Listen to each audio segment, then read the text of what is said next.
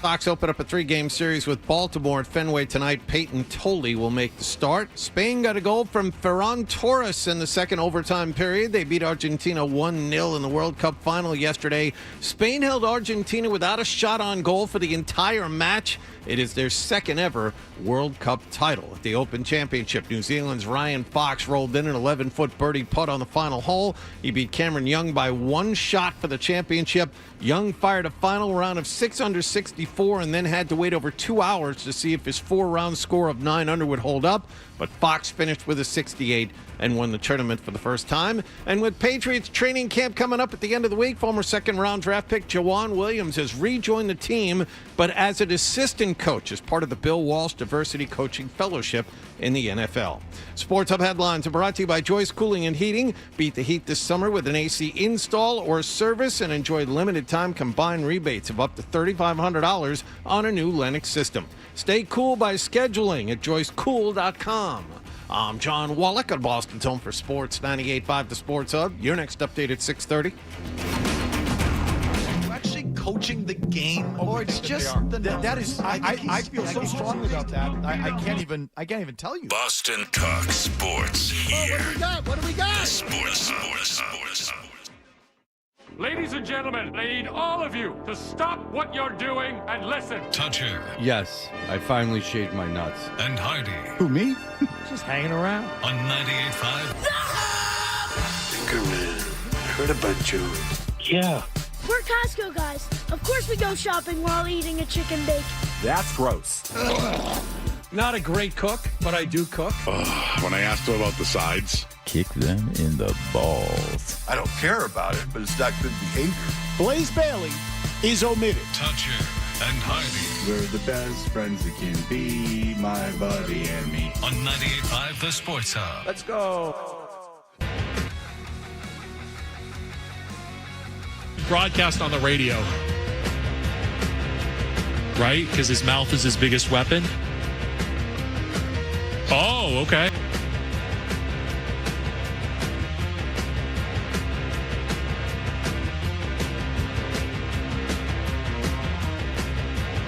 Hey, good morning, everybody. Good morning. We are Toucher and Hardy, Town Fair Tire Studios, 617-779-0985. You can watch us on YouTube. Subscribe to 98.5 The Sports Hub on YouTube. Everyone is back today after Hardy's, him and Tony Maserati playing in a big golf championship. Invitational, please. It was an invitational. There was no championship to be won. It was an invitational. Well, I mean, you do. There was a champion crowned, but it wasn't. I think of it as more like a fun type of debate. There are 4 majors, at the club, and this is one of them. But think of it as like the PGA championship. Right. So it was everyone was just having a good time and everything went quickly. It was a loose affair where everyone was just in and out. How much time do you like to spend on the golf course? Now, I know, like, not throughout the course of the season. You're good for I like understand. maybe 4 or 5 rounds. I played on Friday. No. I'll play more than that. But not by much, but I might play more than that probably. If you tee off at 2:00, at what point are you 6. getting itchy? Okay. Oh no, but what time am I getting itchy? 5. Okay, so after 3 hours, right? Which is why I say like 13 holes is the perfect amount of golf. It's not necessarily the number of holes; it's just how long you're out there. So after about 3 hours, that seems plenty, right? Each of and every one of these matches was a 9-hole match. This is pretty much how every member guest goes.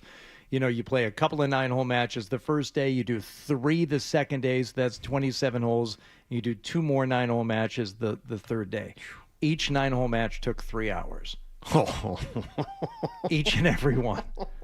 Because everybody's grinding and everybody's got, you're playing for, to win your flight. You're most likely playing the team against you for some like side action that day.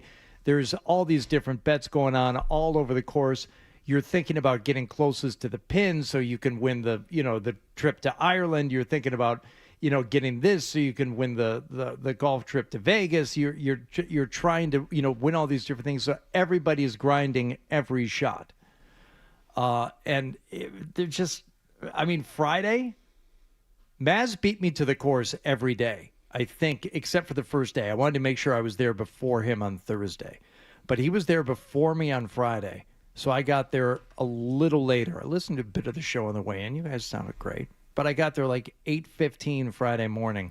I didn't leave the golf course until almost 10 o'clock that night. Oh, man. After all the matches, and then there's a dinner, and then there's all the, activities and festivities afterward, which I only participate in like 1% of what these other guys are doing.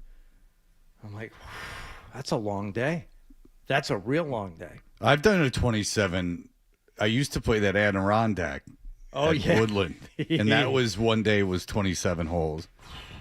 It was fun when I was drinking. Yeah. And then, and maybe not even then. It was too much. But we were so. I was just like at the end. I wasn't alone in that. So I wasn't like an outlier. It wasn't like everyone. There wasn't much to win in that jam. I was told that's the one that I should play in because it was very loose. Yeah. But then I played in it with a guy. I played it with the same guy. He came up from Connecticut every year, and I played in it with him. And he didn't drink a lot, and I played in it with him 1 year sober, and then he never asked about it again, and I never told him about it again. I think that it was one of those rare things when he's like, you know what, dude, it was better when you were drinking. And I was like, okay. And then I wasn't, and I was like, okay, sounds fair. Well, I think even like they know for the people who are in the tournament, by the end of it, they kind of have lost interest. Like if you don't win your flight, and then they send, if there are 8 flights, and if you win it, you have to go back out onto the course for the playoff, for a 3-hole playoff. And they know, like, everyone who just finished, and it just started raining on Saturday, they're like, not everyone's going to go back out there. So they asked me, they're like, hey, if you're not in the playoff, would you, like, do some commentary for the people who are there watching? And, I said, hey, it looks like it's going to be raining at that point. I don't know if anyone's going to come on the course. They said, well, we're going to live stream it. We're going to live stream it for everyone who's like in the clubhouse and doesn't want to come back out. So you get out there and you get rained on for the benefit of the dozens of people back in the clubhouse. That was good. Did you go? What are they asking you to do that for? Oh, it was fine because I went out there and there were a fair number of people who did go out there to watch it live, but just everyone who didn't win their flight is like up on the tee behind the first playoff hole watching these guys hit shots. So I just would pass the mic around. I'm like, all right, who's this guy teeing off? Do you know anything about him? Oh, yeah, he's a sandbagger. This guy cheated the second day. And everyone's talking a bunch of smack about the dudes who were in the playoffs. That was good. I just think it's interesting that you're doing it like everyone else, and then they ask you to go back out and work. It was fine. I know it's fine. It's just an interesting thing to ask someone who's participating in something. Hey, would you mind going out and doing work for us? You know what they did for me? What's that? They stocked Mountain Dews all over the golf course. They made sure that each of the cart, because normally this is not, and I hope I'm not getting them in trouble. This is not it's not a Pepsi pour, at this club. They are, affiliated with another soft drink. But I said, hey, if I'm gonna be playing golf that much, I'm gonna need Shasta. I'm gonna need some nectar of the gods out there. So every one of the cart girls have Mountain Dew on the cart. They would stock my cart cooler with Mountain Dews, and they had them hidden behind the bar. So if anyone else asked for them, they would tell them, no, we don't have any. That was nice. Huh. I'd walk up to it was kind of like the old days when I'd walk up to the bar at Big Dogs in Vegas, and my guy Ralph would slide me a shot of Jaeger, a Bud Light, and just not an 8-ball, but a teener. You understand what a teener is, John? No. That's a 16th of an ounce of the booger sugar folded up inside a matchbook. He would just slide those across the bar to me. That's like he knew my drink. So it was kind of the same thing. I haven't had that happen in a very long time. This time it was I'd walk up at the bar and they'd slide me a cold can of Mountain Dew across. I'm like, ooh, this is pretty fancy. This is pretty nice. You know you're loved. This is worth the entry fee right here. You know you are loved. That's then that's how they get you to do some favors. And the Sports Club 98.5, the Sports Hub Golf Club was live. I would take it yesterday. It was.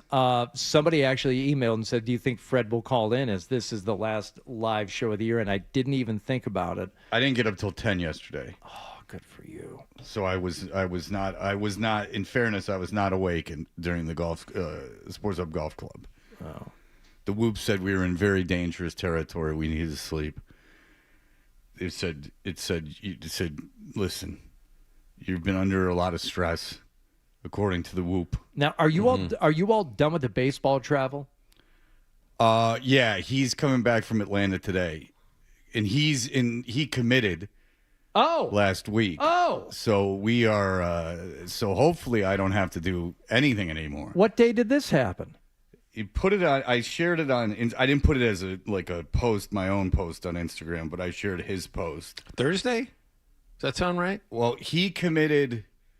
Yeah, he committed before he put that post up. He put that post up on Friday. I think he committed on Wednesday. Okay. Because when you commit, he's going to be a senior in high school, but he committed, and then when you commit, you got to call all the coaches that you were, or contact or call all the coaches that either had offered you or you were communicating with, and tell them what was going on. And then you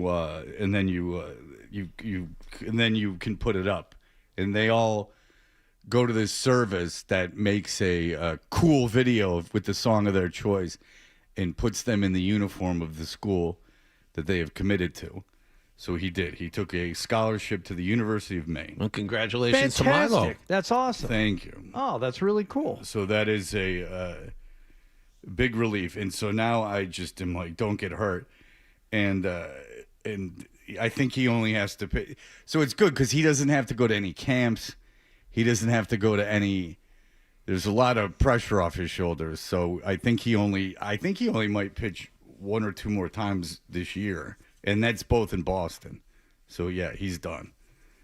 No more trips to Alabama. No more trips anywhere. No, he's leaving Atlanta today, and it's been too long. Like, he's still in Atlanta, and I was in Alabama with him. You know, we left 2 Fridays ago, so like he's and they, you know, he goes out with the kids on the team every night, and I mean they don't go out like doing coke and stuff, but they, you know, they're up late doing stuff. They've been playing baseball for all these days in a row. I saw a little bit of the game yesterday. It seems like it's time for everyone to come home.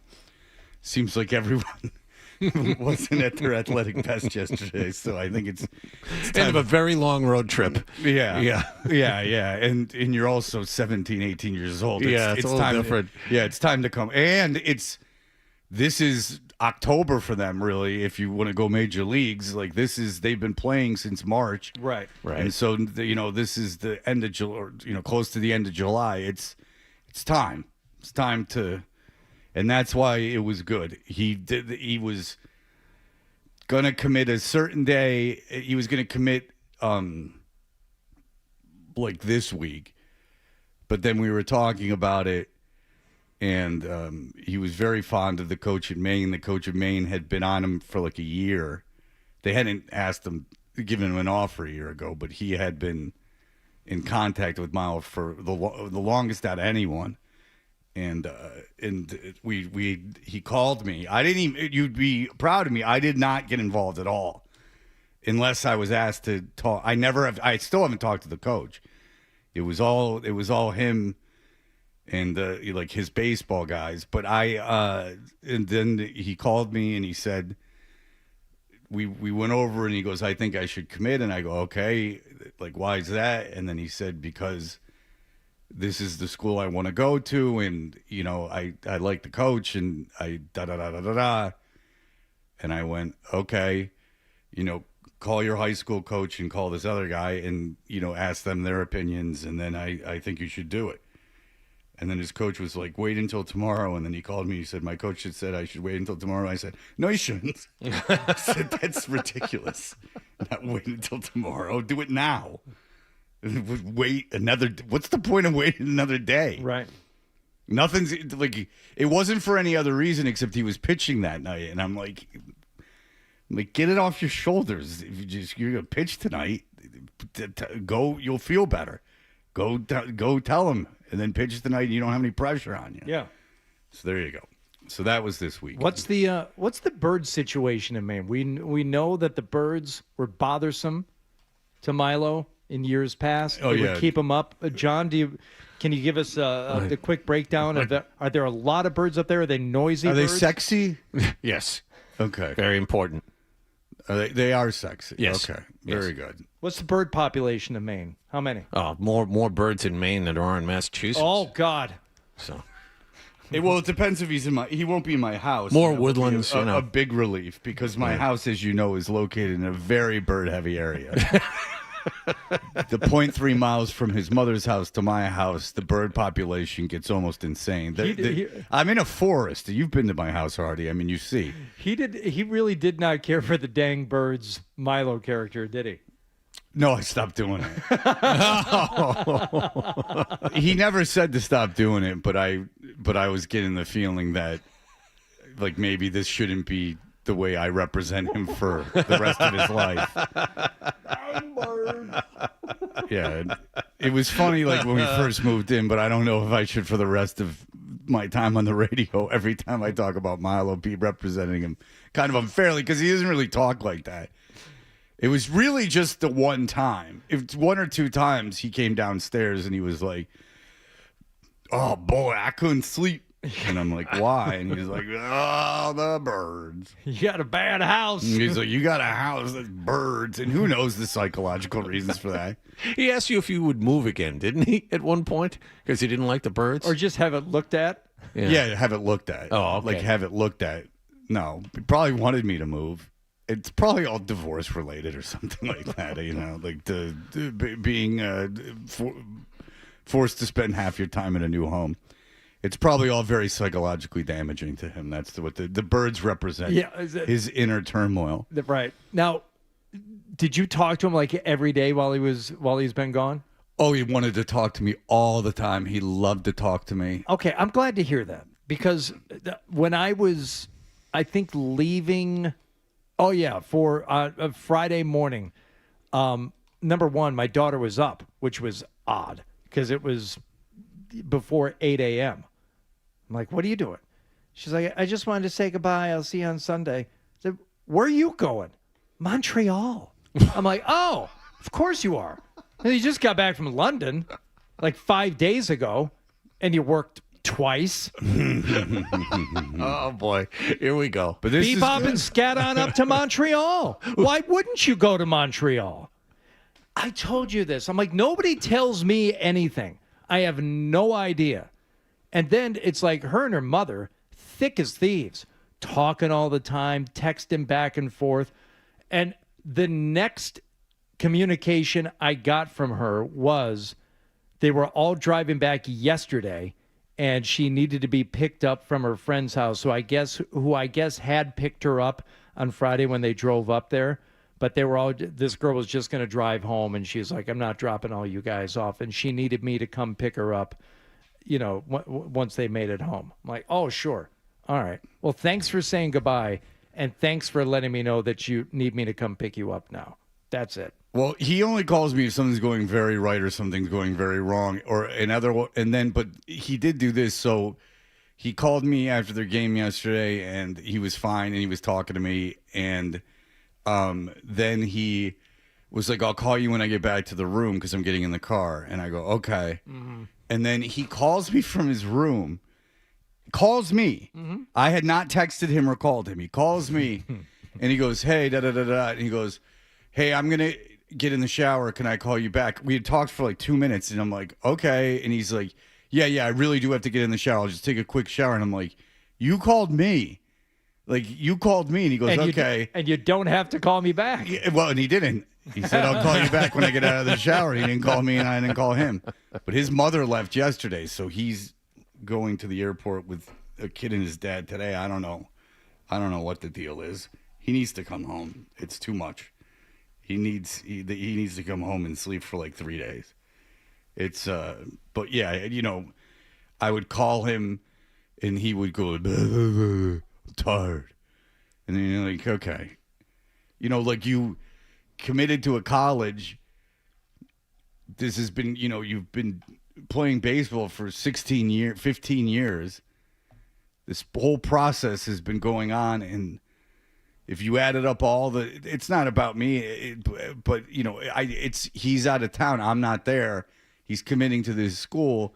He called me, to talk to him about through the process, and then he commits. Again, it's not my place. I don't talk to the coach. That's not how these things work. I'm not AJ DeBonce's dad. My son's not AJ DeBonce. They're not going to put up with that crap, and I don't want to. He's 18. He doesn't need me, but I'm interested in what's going on, and he's like, "Bleh." And I didn't say anything, but I wanted to be like, dude, if you add up all the time that I did baseball stuff with you throughout your life in 24, by the minute, by hours, and a day is 24 hours. There's no doubt in my mind that at least 2 full years of my life has been spent either traveling, playing with you, coaching you, being at your games. There's no doubt that out of your 18 years on this planet, that 2 full years, but between when you were little in the backyard, in that batting cage in the backyard, getting hit by all line those drives. things, getting hit by line drives, right. All those things, 2 full years, which was my pleasure. But it would be nice to know what's going on. Yeah. Now that the culmination of this has occurred to this point, it would be nice to hear a little bit of what's going on. But you can't do that. You got to just be like, okay. Hopefully, it will register at some point that how to go talking to the other coach. Yeah, you're a part of this. Yeah. It'd be nice to be looped in. Oh, I was the part of it next to him, and then I all of a sudden at the biggest moment, not so looped in. Yeah. All those drives out to Grafton in traffic, an hour and 40 minutes into the middle of nowhere. Look, it was my pleasure, and he was the one who worked hard, and I'm not under the impression that any of it, and I'm not asking for anything. I just thought it was interesting that at the culmination of all of this, after he had made the decision, communication just kind of stopped. Yeah. And then you can't bother him because he's 18. Sure. But I had to get into the mindset of just all right, fine. All right, we will be back. We will catch you up with everything that happened yesterday and last night in just a moment. You're listening to Toucher and Hardy. What happened last night's brought to you by Leonard Hair Transplant Associates, where your hair doesn't have to be a game of what happens. So change your lettuce and change your life with Dr. Matthew Lepresti at 1-800-GET-HAIR. Hardy, what do you want to start with? I want to start with the Red Sox. As I left them last week, they were still enjoying some time off during the All-Star break and came back with the doubleheader against the Rays on Friday. Was out on the golf course with Maz. He kept checking his phone. He was like, I can't believe it. Yeah. We won 10-0. Yeah. 10-0. They would take both games of that set. A come-from-behind victory on Saturday. So yesterday they had a chance to complete the sweep of the Rays, a 4-game set. However, the Rays would strike first. And shot toward the gap. That's going to be on the grass and keep on bouncing. That gets into the triangle and keeps on rolling. Cedar has to give it a little chase. He dropped it for a moment. Into third. And now he's going to try and score. Here's the throw home. The tag. And it comes free. And he is safe at home. Mesa Jr. all the way around and inside to Parker. 1-0 Tampa Bay. That was the top of the second. The Red Sox would answer in the second with a run and then take advantage of some Tampa Bay miscues in the third. Ground ball, runner trying to score. Backhander fair ball. Thrown into the runner and it scores another one. Abreu is in. Contreras down to third. 3-1 Boston. This is how I know this is an epic run, and they're being touched by a higher force. They scored 3 runs in that inning without a hit. 3 runs. It's a 1-1 game. They scored 3 runs without a hit. Walk, fly out, hit by pitch, walk. You have a pass ball that scores 1 run. You have that ground ball where to third, runner comes home, ball hits the runner, rolls free, another run scores, and then a ground out to second. By the way, infield in, guy hits a bullet to second base. Runner on third is going to score, but since the bullet was hit where the second baseman had to dive, he couldn't throw home. 3 runs, no hits. Red Sox lead 4-1, off and running. All right, you want hits, John? Fine. You want some insurance from Wilson Contreras in the 5th inning? Fine. He'll jump on this one, a high fly toward the triangle deep. Mullins going back. That sails on out of here. Wilson again. Number 22. The Red Sox lead it 6-1. That just kept on carrying and carrying and carrying. 414 feet and gone. Of all the acquisitions that the Robot GM made, this is far and away the best. And this is another example of a guy playing beyond what people thought he would. Wilson Contreras has never hit more than 24 homers in a season. We're in the middle of July. That was his 22nd. He's not only going to break his career high, he's going to smash it. 30, 35 homers this year for this guy who's never hit more than 24 in his life. And the Red Sox have now won 13 games in a row. Correct. This ties the second longest streak in franchise history. Any way you look at it, they're 18-2 over their last 20. They're 21-5 if you want to go back to 26 games. They're 50-48. They're above 500, still third in the AL East, 6 games back of the Rays, but only a game and a half behind the Yankees. And they're a wild card team. Yes, now. they have now sole possession of the final wild card spot. They're only a game behind Cleveland for the second wild card spot. No matter what this team does, it turns to gold. They got this guy, Jahmai Jones from Detroit, for Nate Eaton, swap of utility guys. Jahmai Jones, his first at-bat, hits a home run. He's hitting under 150 for Detroit. I think who had designated him for assignment. He is now playing every day. He was the DH. He was 1 for 3 as your leadoff hitter yesterday. It doesn't matter who plays or who the other pitcher is, or it just doesn't matter. Well, it matters that Meyer and Anthony aren't playing. Yeah. Apparently. Apparently, that's all that matters. Apparently, they get very hot when they take those two out of the lineup. Sonny Gray, fantastic again yesterday. Just the 1 run in 6 innings. But the thing is, he wasn't great yesterday. No. He struggled for most of it. But he mitigated. That's what you get with a guy like Sonny Gray, though, is that he's a professional pitcher and that they can give up 5 hits and spread it around. And, he walked 4 guys. There were guys on base all first 4 innings, but he gets out of these situations because he's a veteran and wily. Sprinkles in a strikeout to go with each one of those walks. I know. It's what incredible.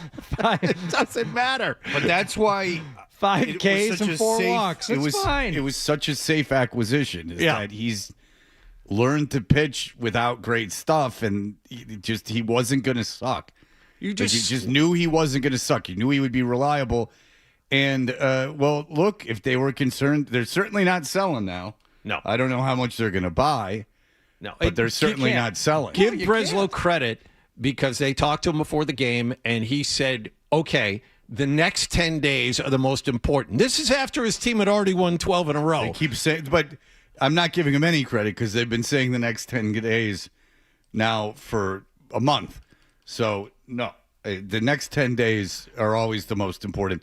That's just Breslow speak. And by the way, we're going to have a guest on who actually emailed with John Henry.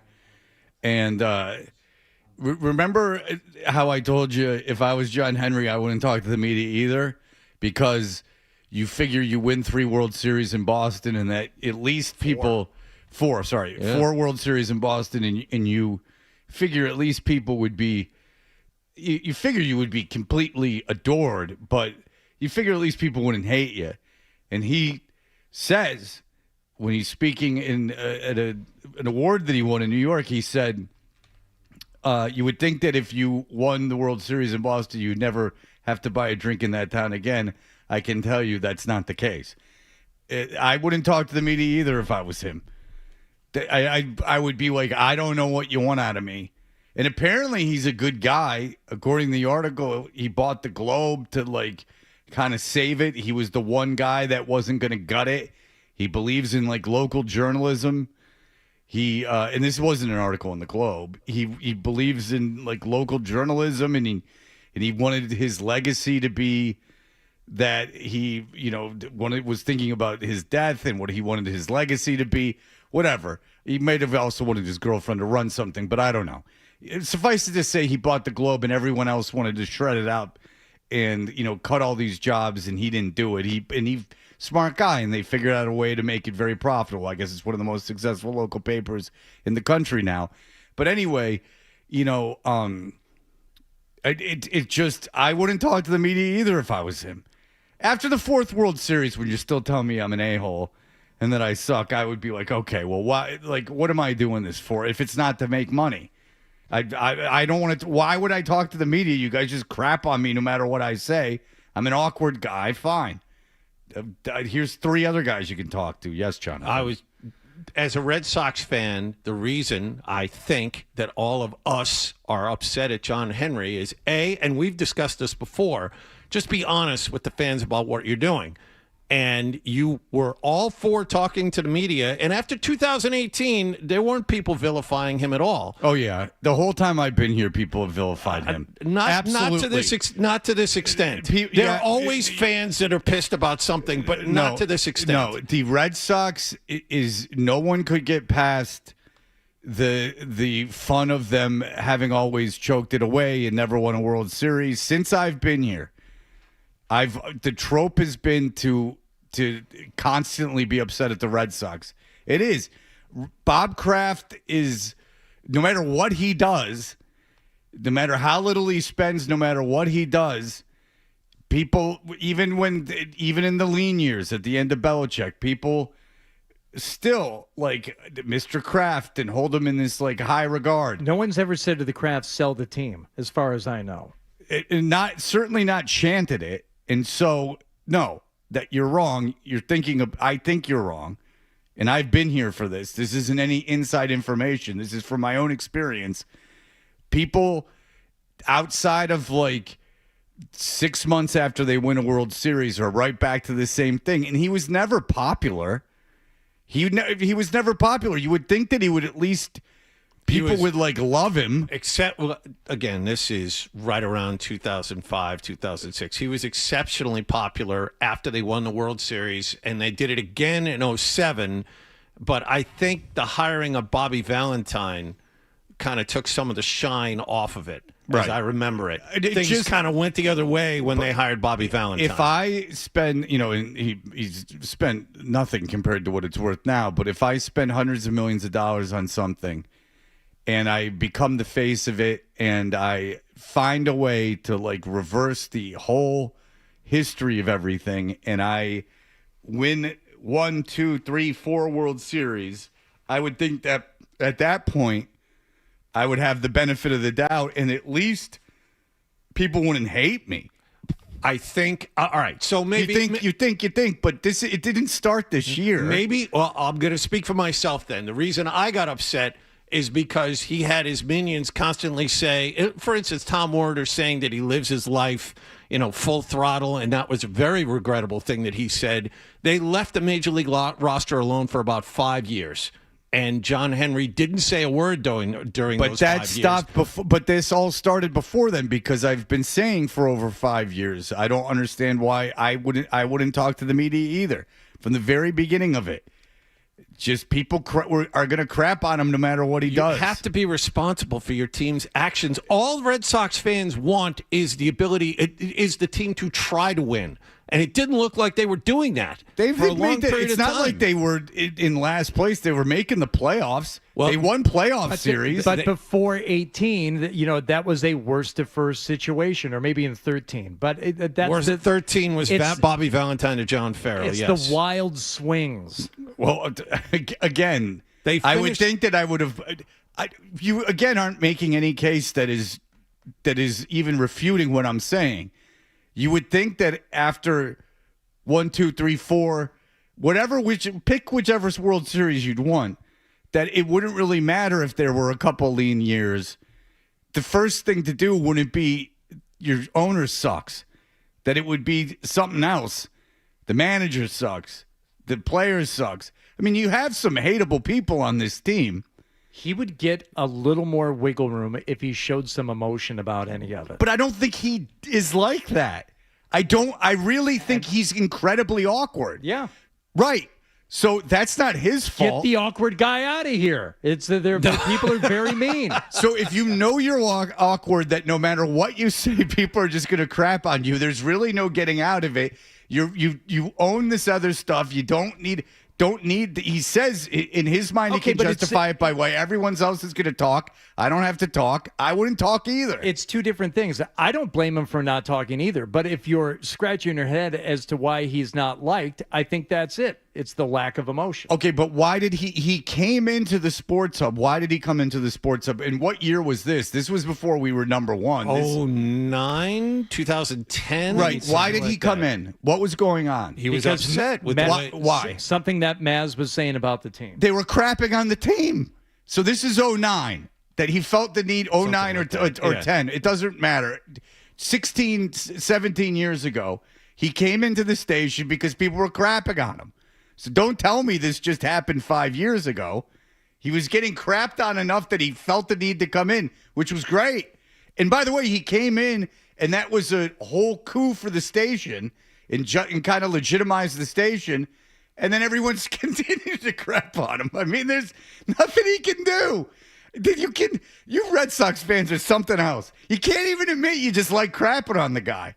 Just like, no, this just happened 5 years ago. Well, he came into the station 16 years ago to talk to Felger and Maz because they were crapping on over. Well, that was just Felger and Maz. Yeah, they were talking in a vacuum. They were the two guys that were making fun of him. Come on, a little self-reflection. I wouldn't talk to the media if I was him either. I just was like, yeah. He said, you think you'd never have to Brian Dinker this time again? I can tell you that's wrong. He doesn't like it. He's probably hurt. I would be hurt too. What more do you want out of me? I've done all I can. All right, very good. We'll be back in just a moment. Here are the headlines. Bye.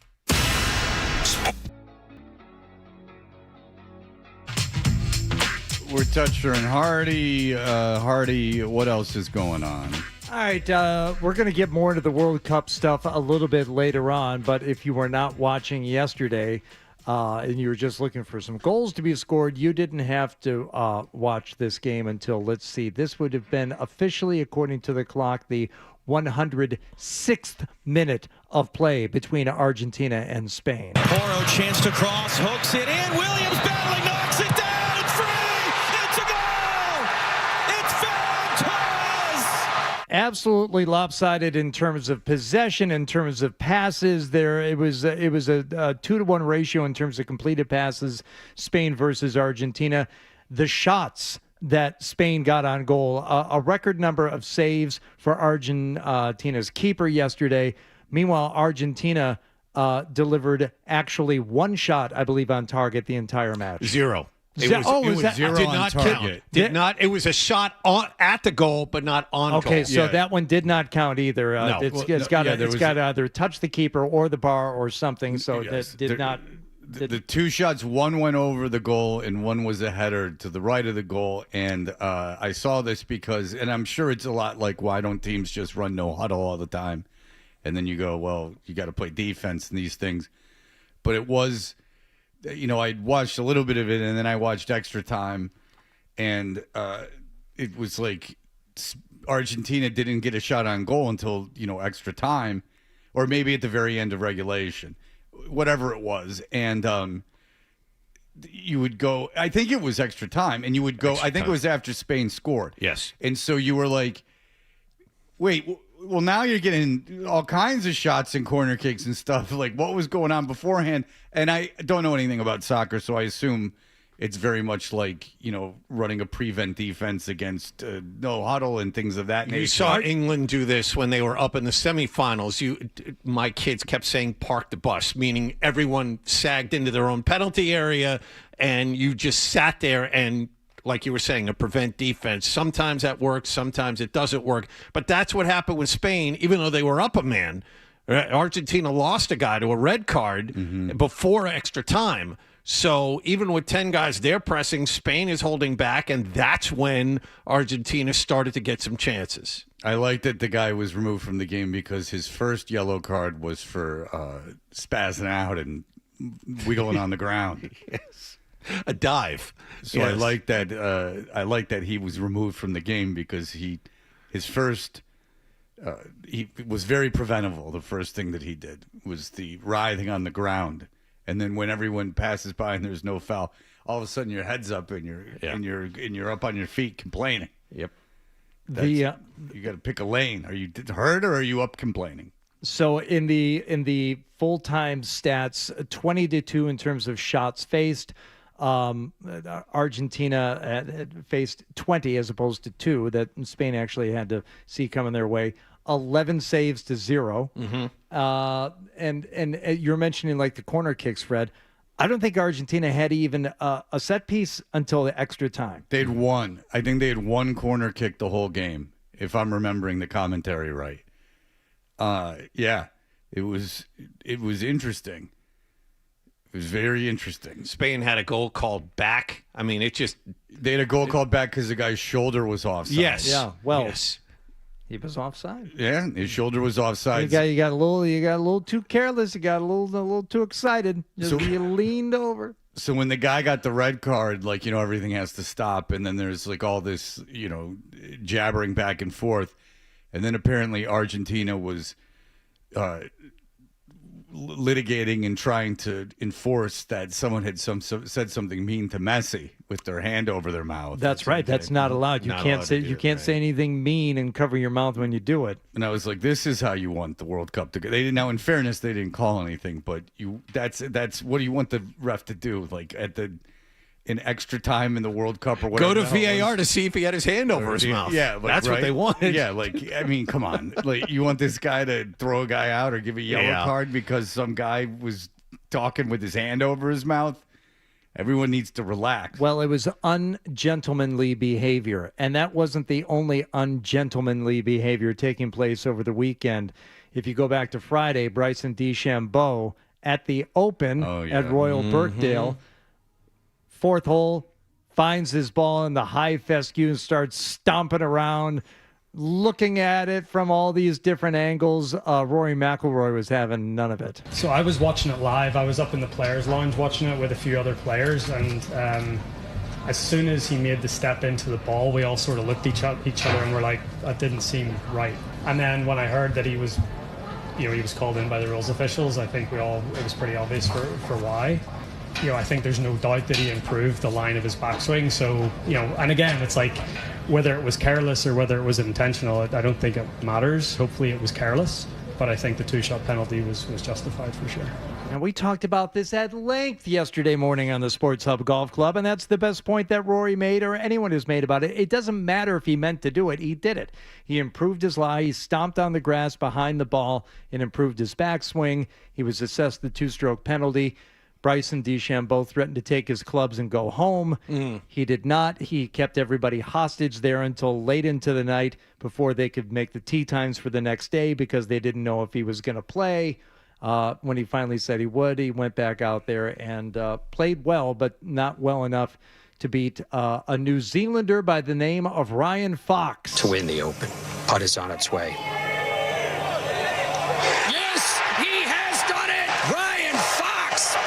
The last, and he wins the 154th Open at Royal Birkdale.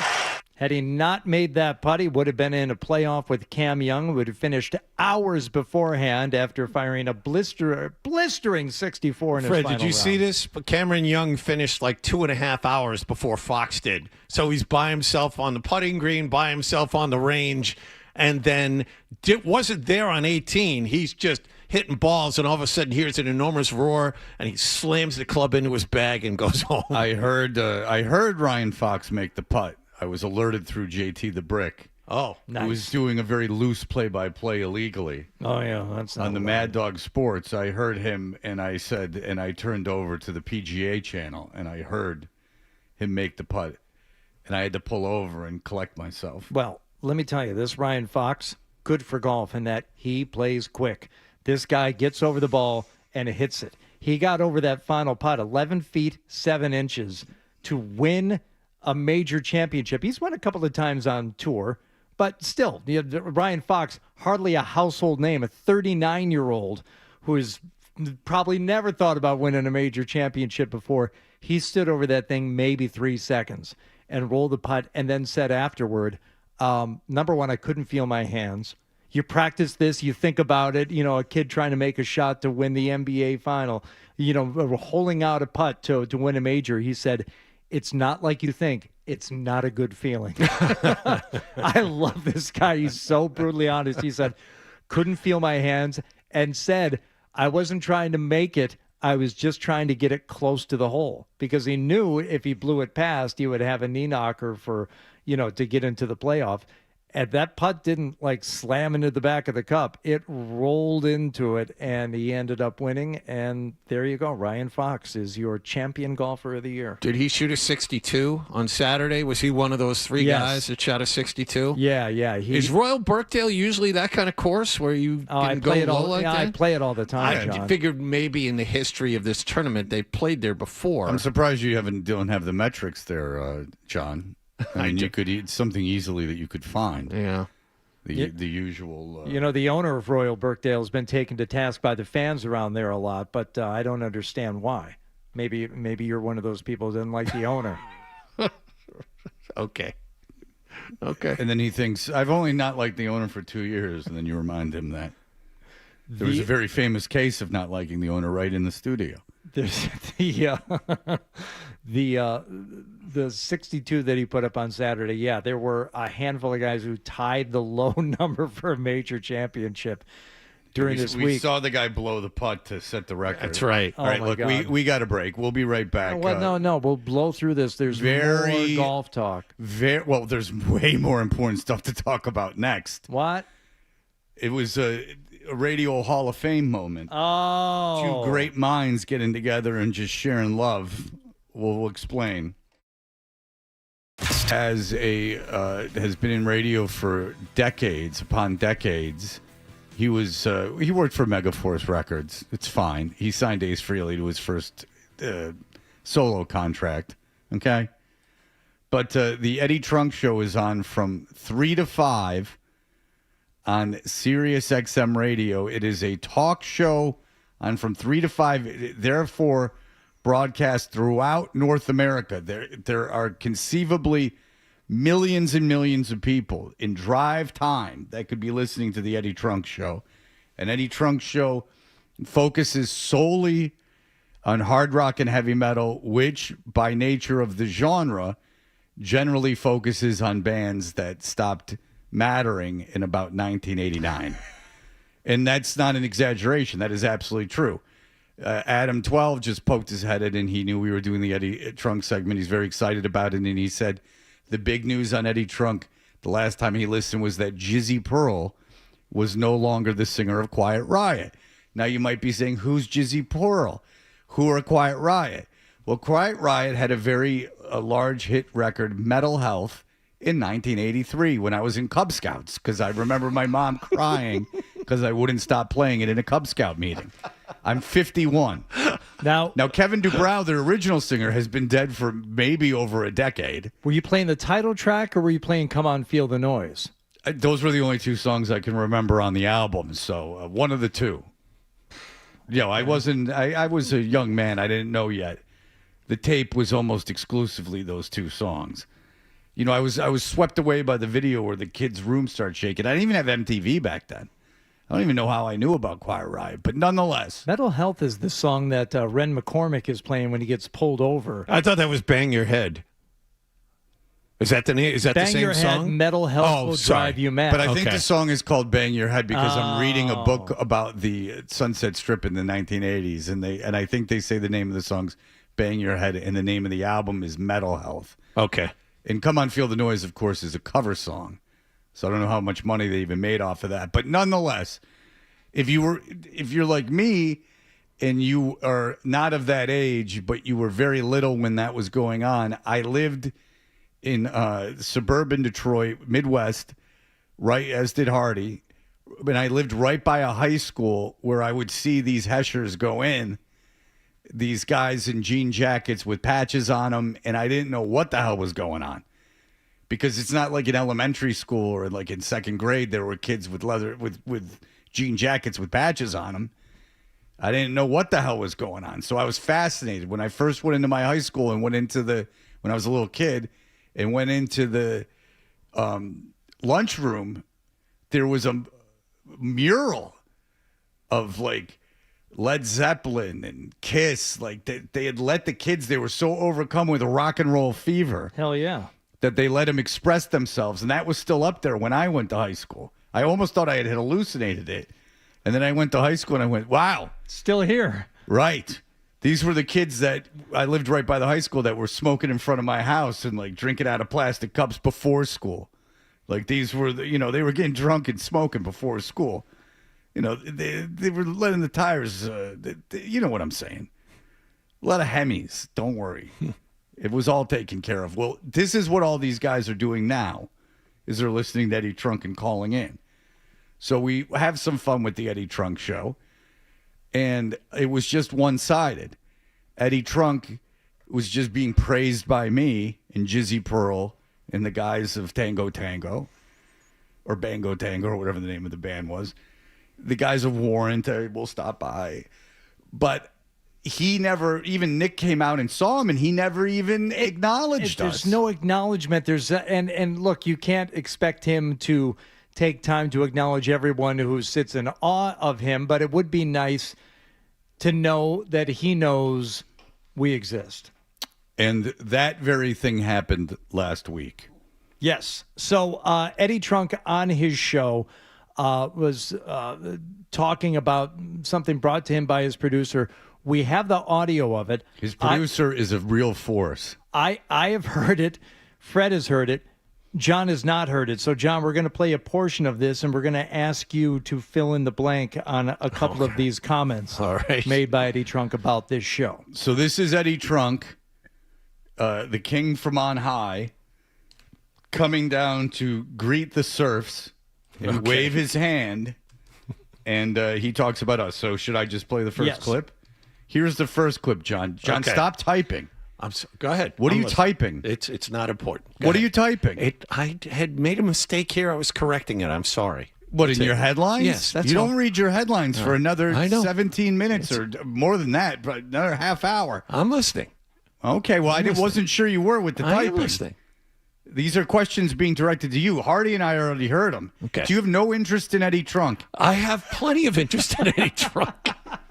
It almost makes me think that the audience wouldn't be interested in Eddie Trunk. The audience is very interested in Eddie Trunk. They're more interested to see if you get this right or not. Okay, let's go. Okay, because it's a little insulting that we're talking about Eddie Trunk talking about really me, because you got nothing.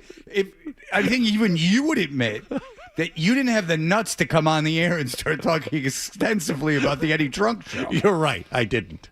Very true. You hear all these other sports radio shows now going crazy about the Eddie Trunk show. I know. You did it first. Yeah. The audience, Eddie Trunk. Fred, finally someone's talking about this guy that we all know. It's almost like you are representing the audience with your boredom. Right. All right. Well, very good. All right. Let me play this, and if you could please tear yourself away from your precious headlines. Ready to go. Happy 80th birthday to Linda Ronstadt. Okay, that's out of the way. That's out of the way. And now I'm not stopping it from now on. When there's pauses, they're natural pauses. Okay. Eddie's in there alone. He's got 2 hours to talk about things. And he doesn't have a guest on. He needs to get his thoughts together. Happy 80th birthday to Linda Ronstadt. I also want to do a little shout out here. Joel, I sent you that clip. We don't need to play the audio, but unless there's a very brief clip. But what is the name of that radio show in Boston that I sent you, that ESPN show? No, it's Toucher and Hardy. Toucher, I'm sorry. Okay. Now, Eddie Trunk mispronounces Toucher. Yes. That's why it is bleeped out. He doesn't mispronounce it as much as that it's so not on his radar that he can't. He's not like he's reading it. He's just trying to remember. And look, he's not going to remember the name of this stupid show. He's got to let you know that Linda Ronstadt turned 80. Okay. That's a big star. Go ahead. Does he refer to Fred as Toocher, Topher, or Thrower? I'll say thrower. Fred? You're not typing, I can tell. That ESPN show Thrower.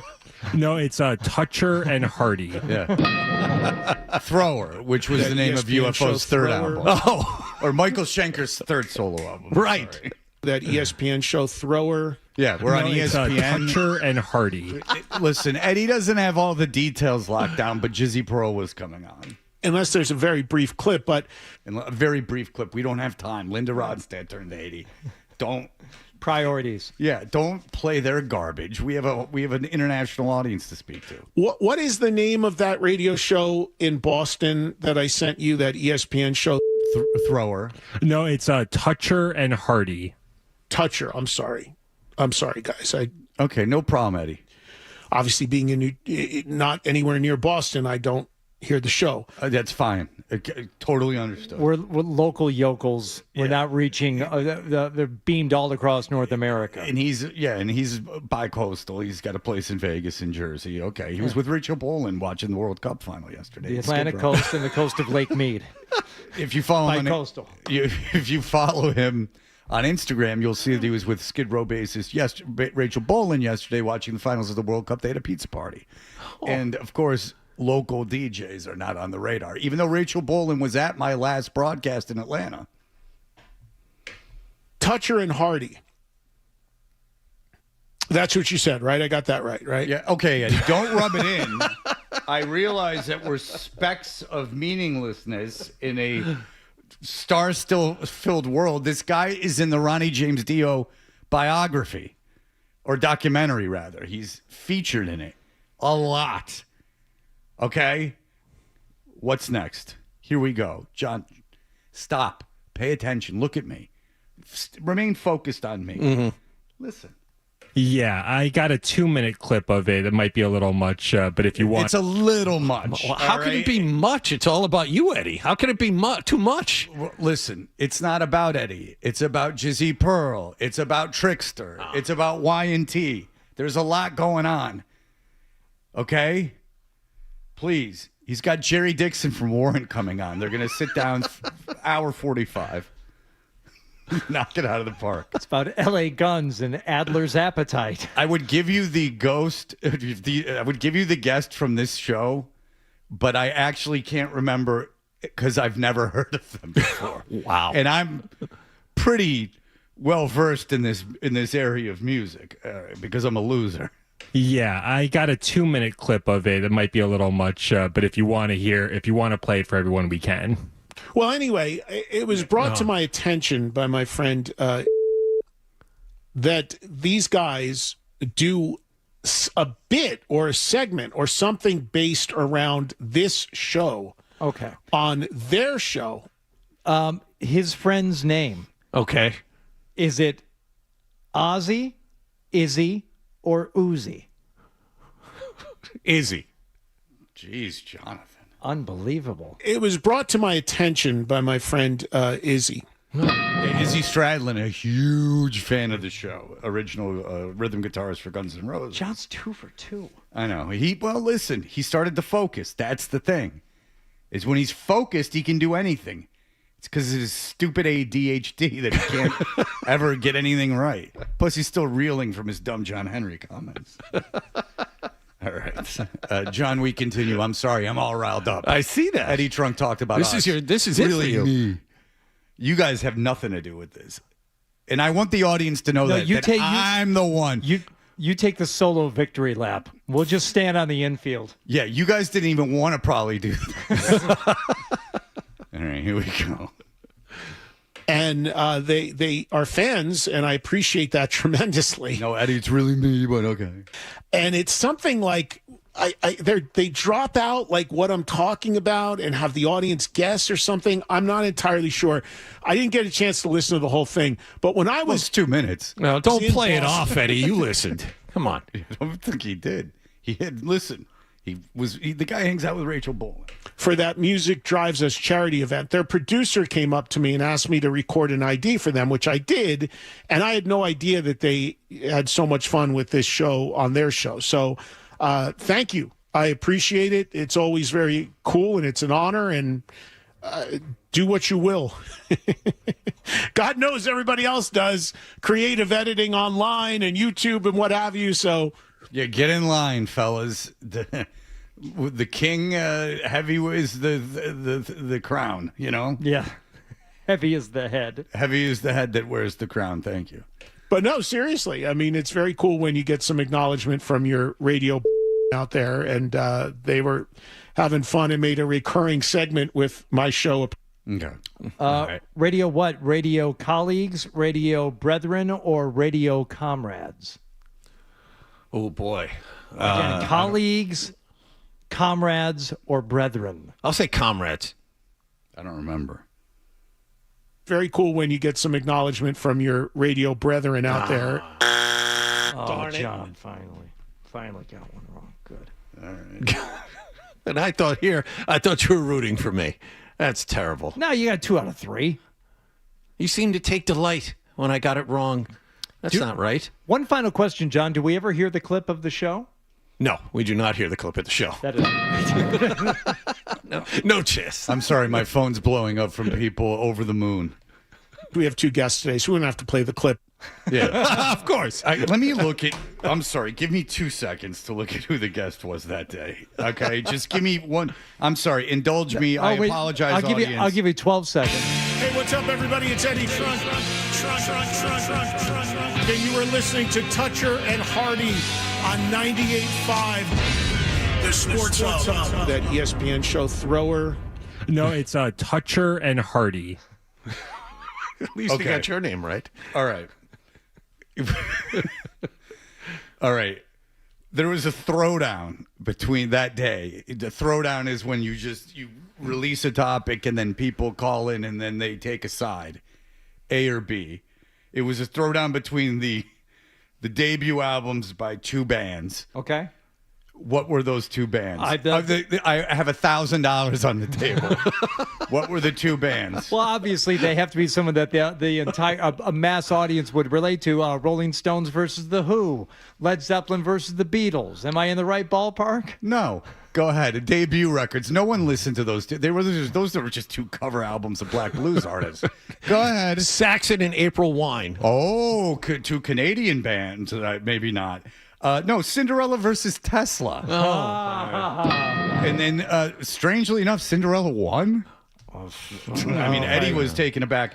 Now, the 2 guests that he had on, I'm not even going to, because I don't know who they are. Taylor Momsen and Joe Holmes were talking. He had 2 guests to get to. I couldn't play the clip of this. All right. No. It was too much. But I want to thank Eddie Trunk. I do listen almost every day.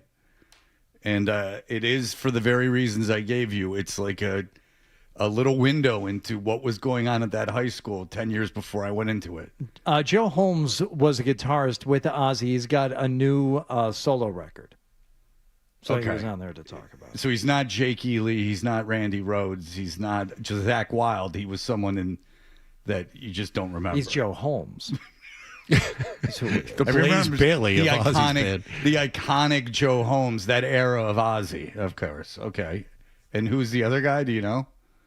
I already forgot his name. So did I. Well, you said it started with an M, and all I could think of was Yngwie Malmsteen. Taylor Momsen. Momsen. She played Cindy Lou Who on the live-action Grinch with Jim Carrey. Huh? What? She's like a rock. Then she went on to have a rock career afterwards. I thought you were just being weird. She is the lead vocalist of The Pretty Reckless. Oh yeah, of course. I mean, he's gotta have a broad on occasionally. Eddie Eddie knows that he has to play it. She did play Cindy Lou Who in How the Grinch Stole Christmas. Of course she did. All right. Well, thank you to Eddie Trunk, and you're welcome to the audience. We've finally put Boston on the map in a very real way. So, you know, and you know, if the mayor would like to at any time reach out and give me at least a key to the city, that would be nice. We've finally gotten some recognition for this town. All right. Gary Washburn, who's not Eddie Trunk, maybe he can participate in our own throwdown. But we'll have him on to talk about what's going on with the Celtics in just a moment. More.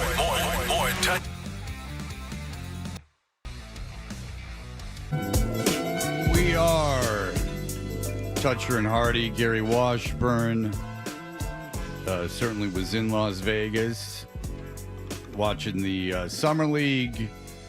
He has been on top of all of what's been going on with the Celtics in this tumultuous offseason. As he writes about the NBA, he's the main guy for the Boston Globe. Gary Washburn, hello, sir.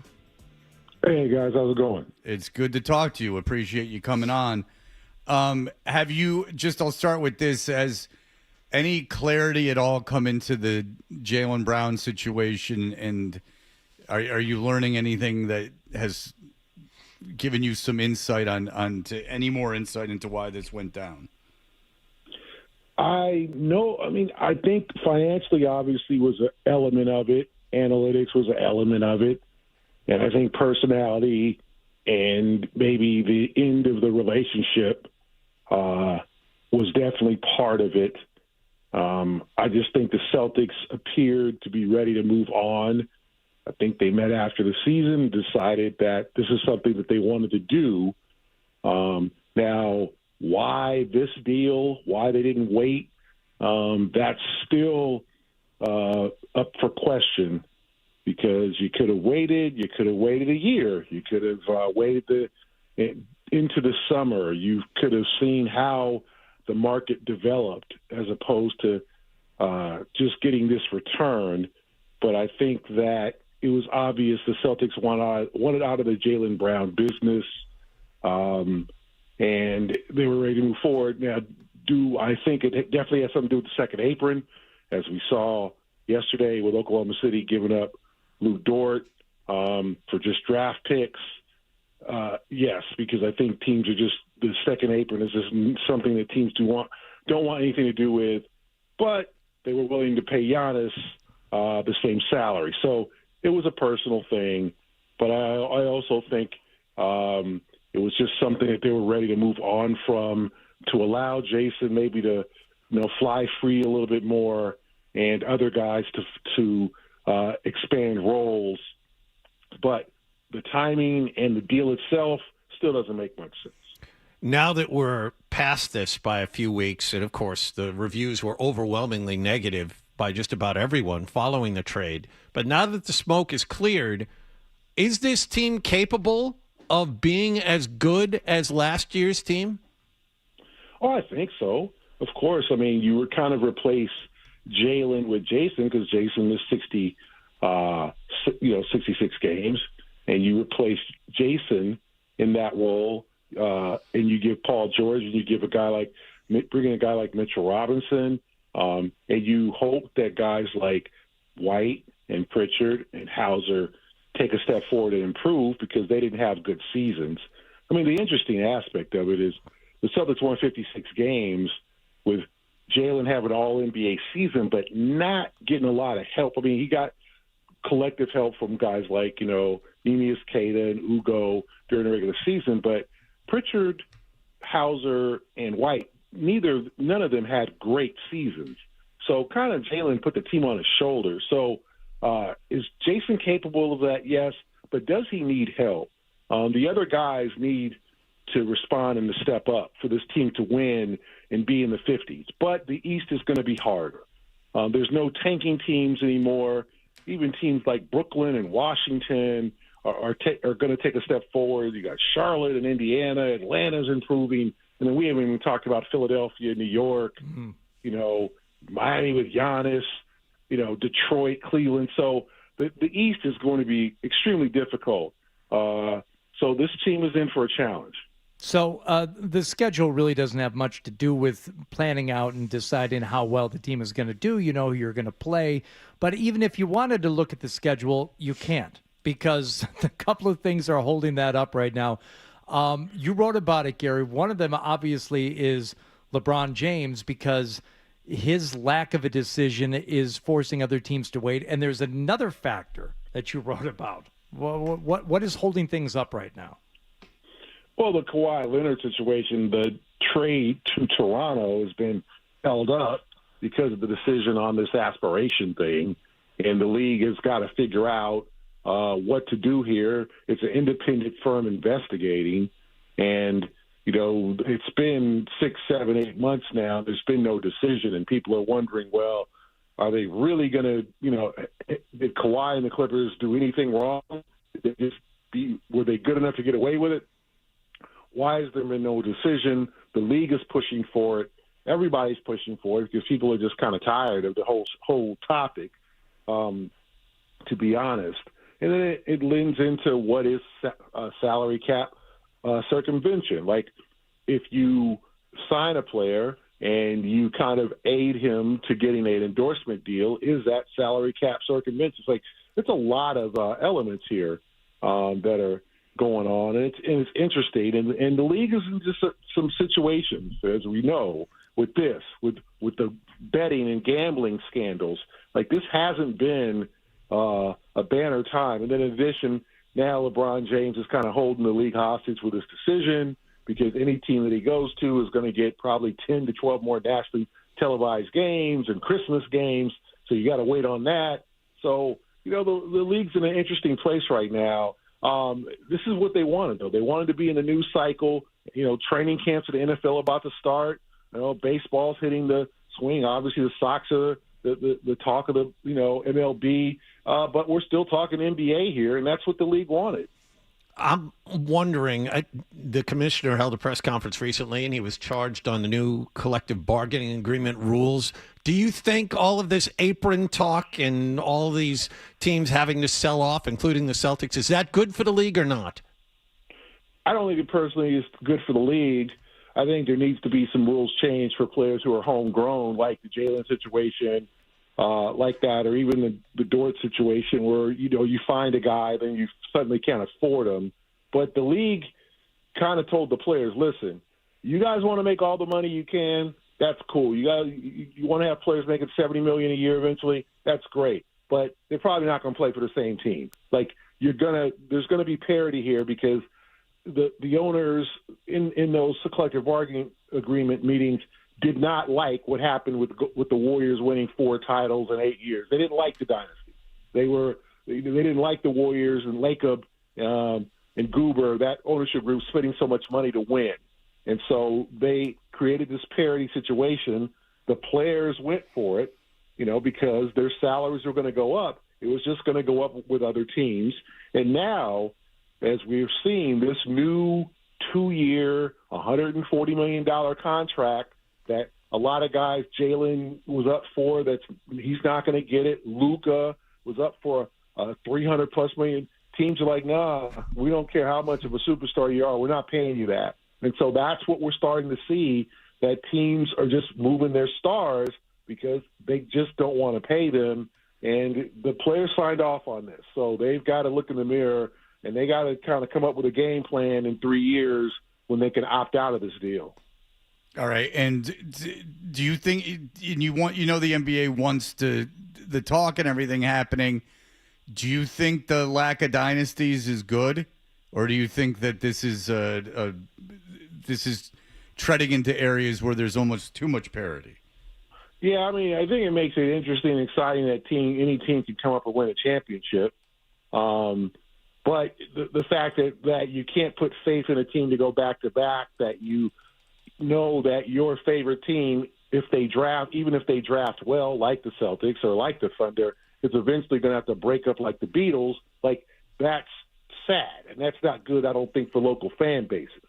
So we're going to have to see how this goes. We will have to see how the Knicks do this year. We're going to have to see how some of these young teams that are building, how long they last, because it just does seem to be a merry-go-round right now with championships, which just makes it fun and exciting and intriguing.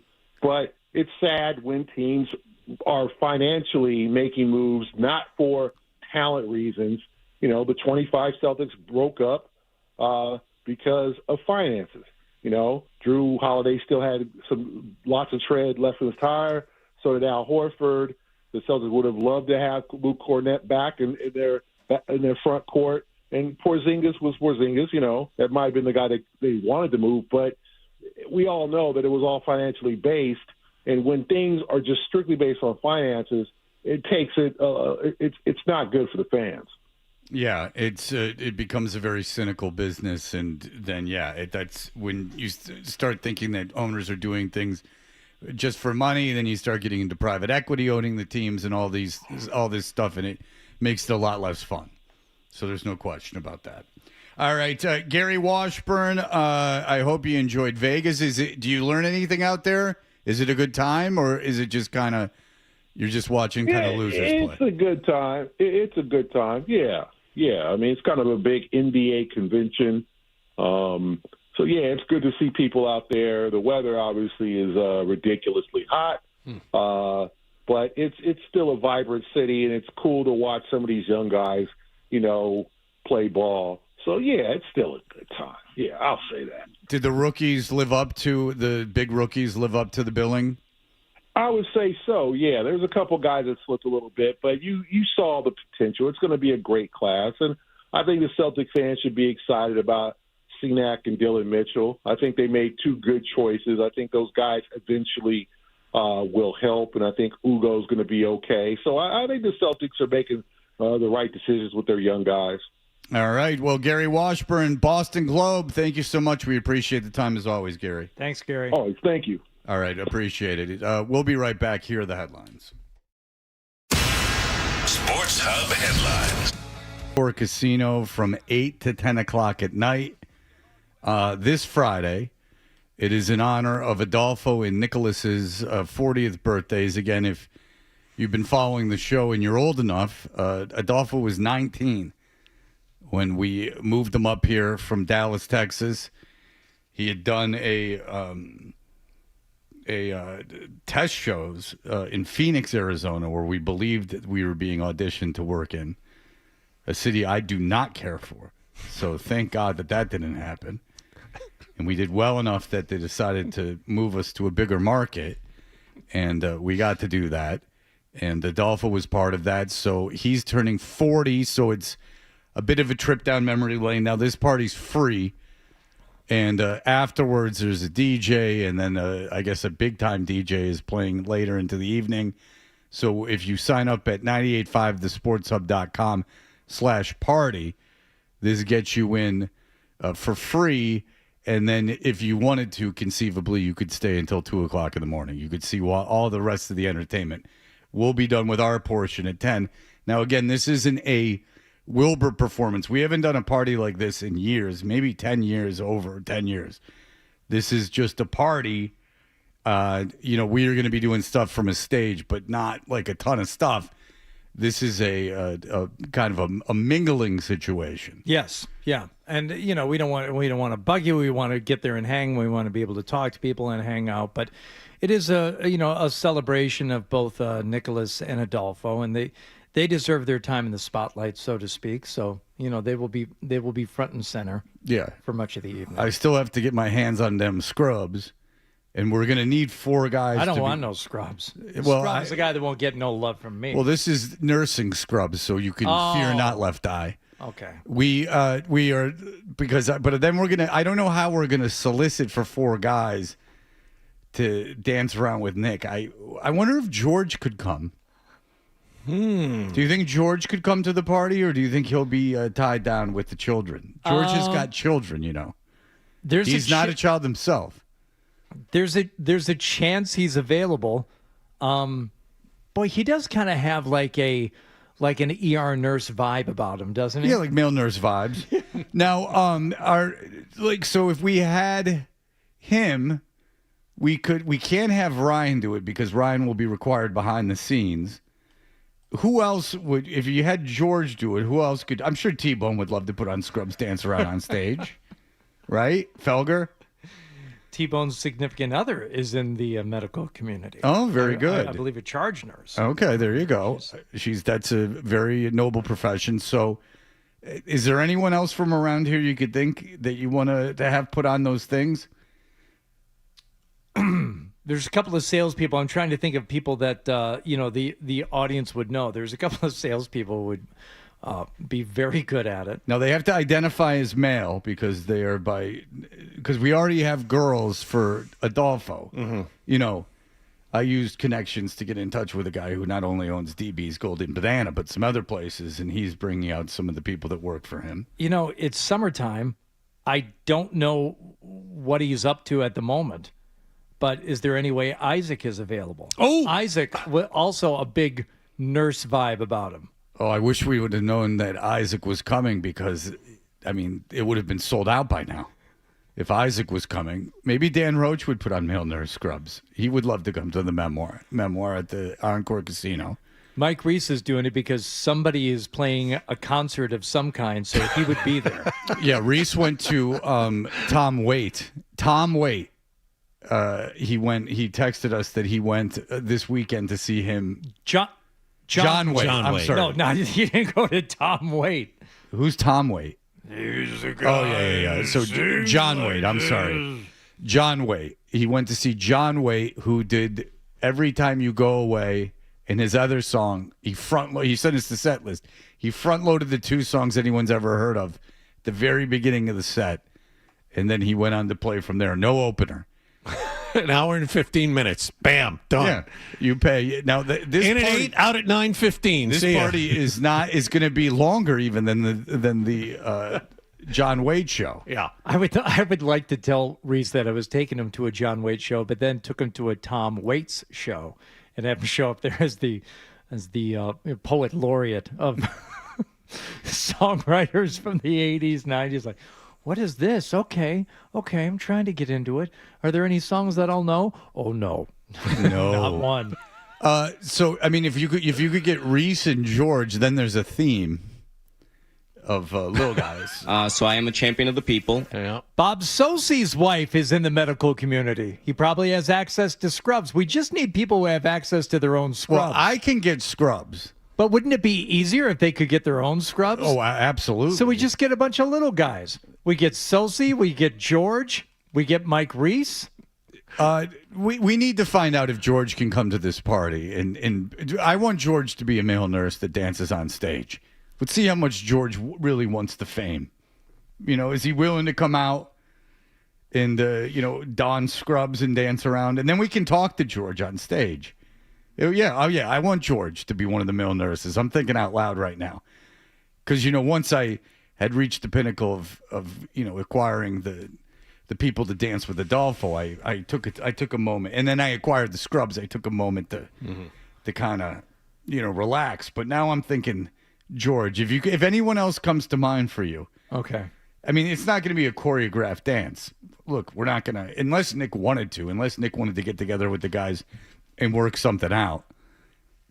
But that would just be personal pride if he wanted to do that. But that party is going on this Friday. Adolfo, they're flying Adolfo up. That has all been worked out. The last event that he was at, he could barely stand when he arrived. Has that been worked out, by the way? Do we know this? Yeah. Okay, good. Because Jeffrey Glassman injury lawyers have come on. Oh, that's right. Thank you. 617-777-7777, and everything is getting backed out and everything else. So there is a flight for Adolfo. I don't know when he gets in. I don't know where he's staying, and I don't care. Well, we shot that promotional video for it, which we didn't know we were shooting that day, and both of us are dressed in our finest shorts and T-shirts, for this big promo video. And then the one comment I saw beneath it was that neither one of us knew how to wear baseball caps. What? I don't know. People are absolute lunatics. Oh my God. Yeah, I didn't read the comments on that one. Yeah, we don't know how to wear baseball caps. We have to wear them because it looks like I have that I've dyed my hair red, and I'm just sick of hearing about it. So I have to wear a baseball cap here every day. But yes, I apologize for not wearing it correctly. A lot of Mr. Blackwells out there judging male beauty and style. No question about it. Very controversial hats going on that day. All right, big things are coming. Nicholas is not only has to dance at this party, he has been given another chore that he has to do for us, and we'll discuss that coming right up. You're listening to Toucher and Hardy on the. All right, we are Toucher and Hardy, and you can watch us on YouTube. Subscribe to 98.5 The Sports Hub on YouTube. Those videos are up there pretty much forever, unless we play too much of a song, and then they might take them down. Such as this Rump Shaker might be too much for YouTube. We're exploiting the Rump Shaker, but the reason this is playing, it shouldn't be playing, quite frankly, because Hardy, it's the summer of farts.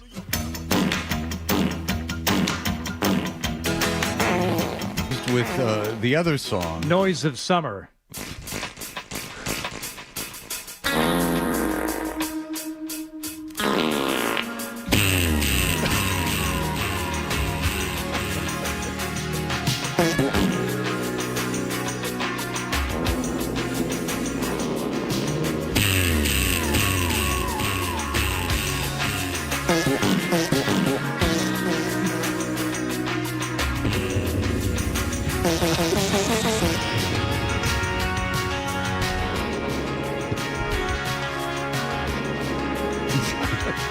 That makes me so happy. It's like a tuba just in the background, adding a little zest to the song.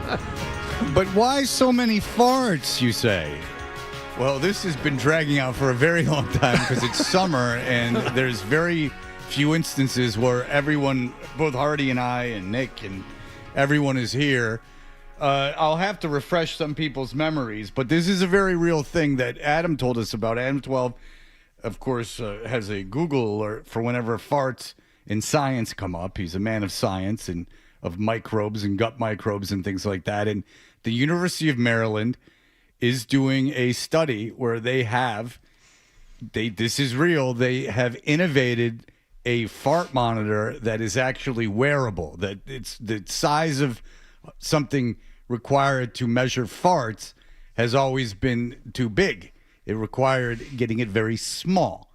And they have achieved that. And we had the gentleman, the doctor that is in charge of this whole thing for the University of Maryland on. He was great. And here is a little bit of what he's talking about. You have what seems to be a dream job for many of us. How did you get into this area or this field of expertise? We didn't start out trying to be fart measurers. We're microbiologists. And so we're trying to better understand gut microbial metabolism. But we kind of hit this wall about where we could measure it and how we could measure it. And so farts were the place where we could measure gut microbial metabolism in real time. But there wasn't a device that allowed you to do it. So we had to make one ourselves. Right. And so how do you do that and what is it? Here is a description from the good doctor. I mean, we started out measuring microbiology in our anaerobic chamber, and what's our that? sensor didn't work. What's an anaerobic chamber? Yeah. So it's kind of like a bubble. Do you remember like the Bubble Boy episode of Seinfeld, how that guy was living in a bubble? Again, you're talking our language. We are so in the same wheelhouse together. Yes, perfect. Yes, we do know that, yes. My lab has a bubble just like that, and we exclude all the oxygen from it. So there's 21% oxygen in the atmosphere. We take all the oxygen out of that bubble, and in that bubble, we can grow the microbes that live in your gut. And so we call it the anaerobic chamber. And so we were trying to measure hydrogen in there and see what the microbes were up to, but it didn't work. And we got really frustrated, and we took the sensor out, and we're like, I think we're just going to take this home and fart on it and see if it works. And it works. Yeah, so they did. They took it out, and like any good thing, they just farted on it. And then good things happen. Do you think they all have to be at work at like a certain time of day? Oh, it's a good question.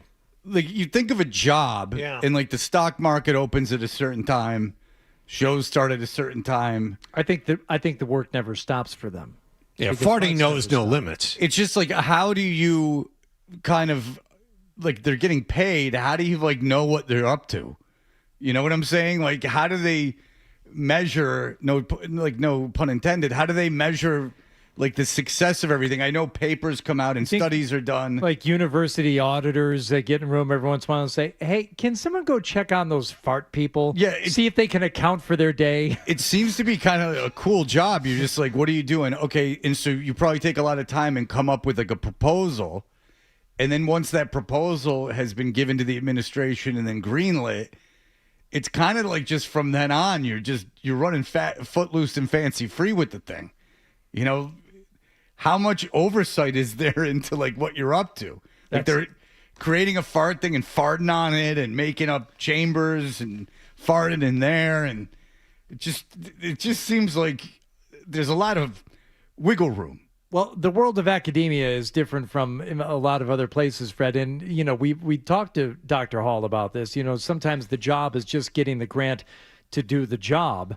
And then, you know, your job is to keep your job to get the next one. But I firmly believe that these guys are all in on the farts and that they're putting in the long hours and doing the necessary. No, I don't doubt that they're working. I think he's definitely working. I mean, they were very quick about sending us the fart measures and everything. It's just how do you just is like a job where you don't like, what do you got to be there at 8 a.m. to collect farts? Like that's the time to do it. Like how do they all get together and decide when they're going to come in, how long they're going to stay, like what they're going to do that day? Just like, how long is this whole thing going to take? Just an interesting job. Maybe I should have gone into academia. I certainly am. Certainly got the intelligence for it. Well, Nicholas, come in here if you would, please. And since Nicholas is coming in, we will need Nicholas's trombone music.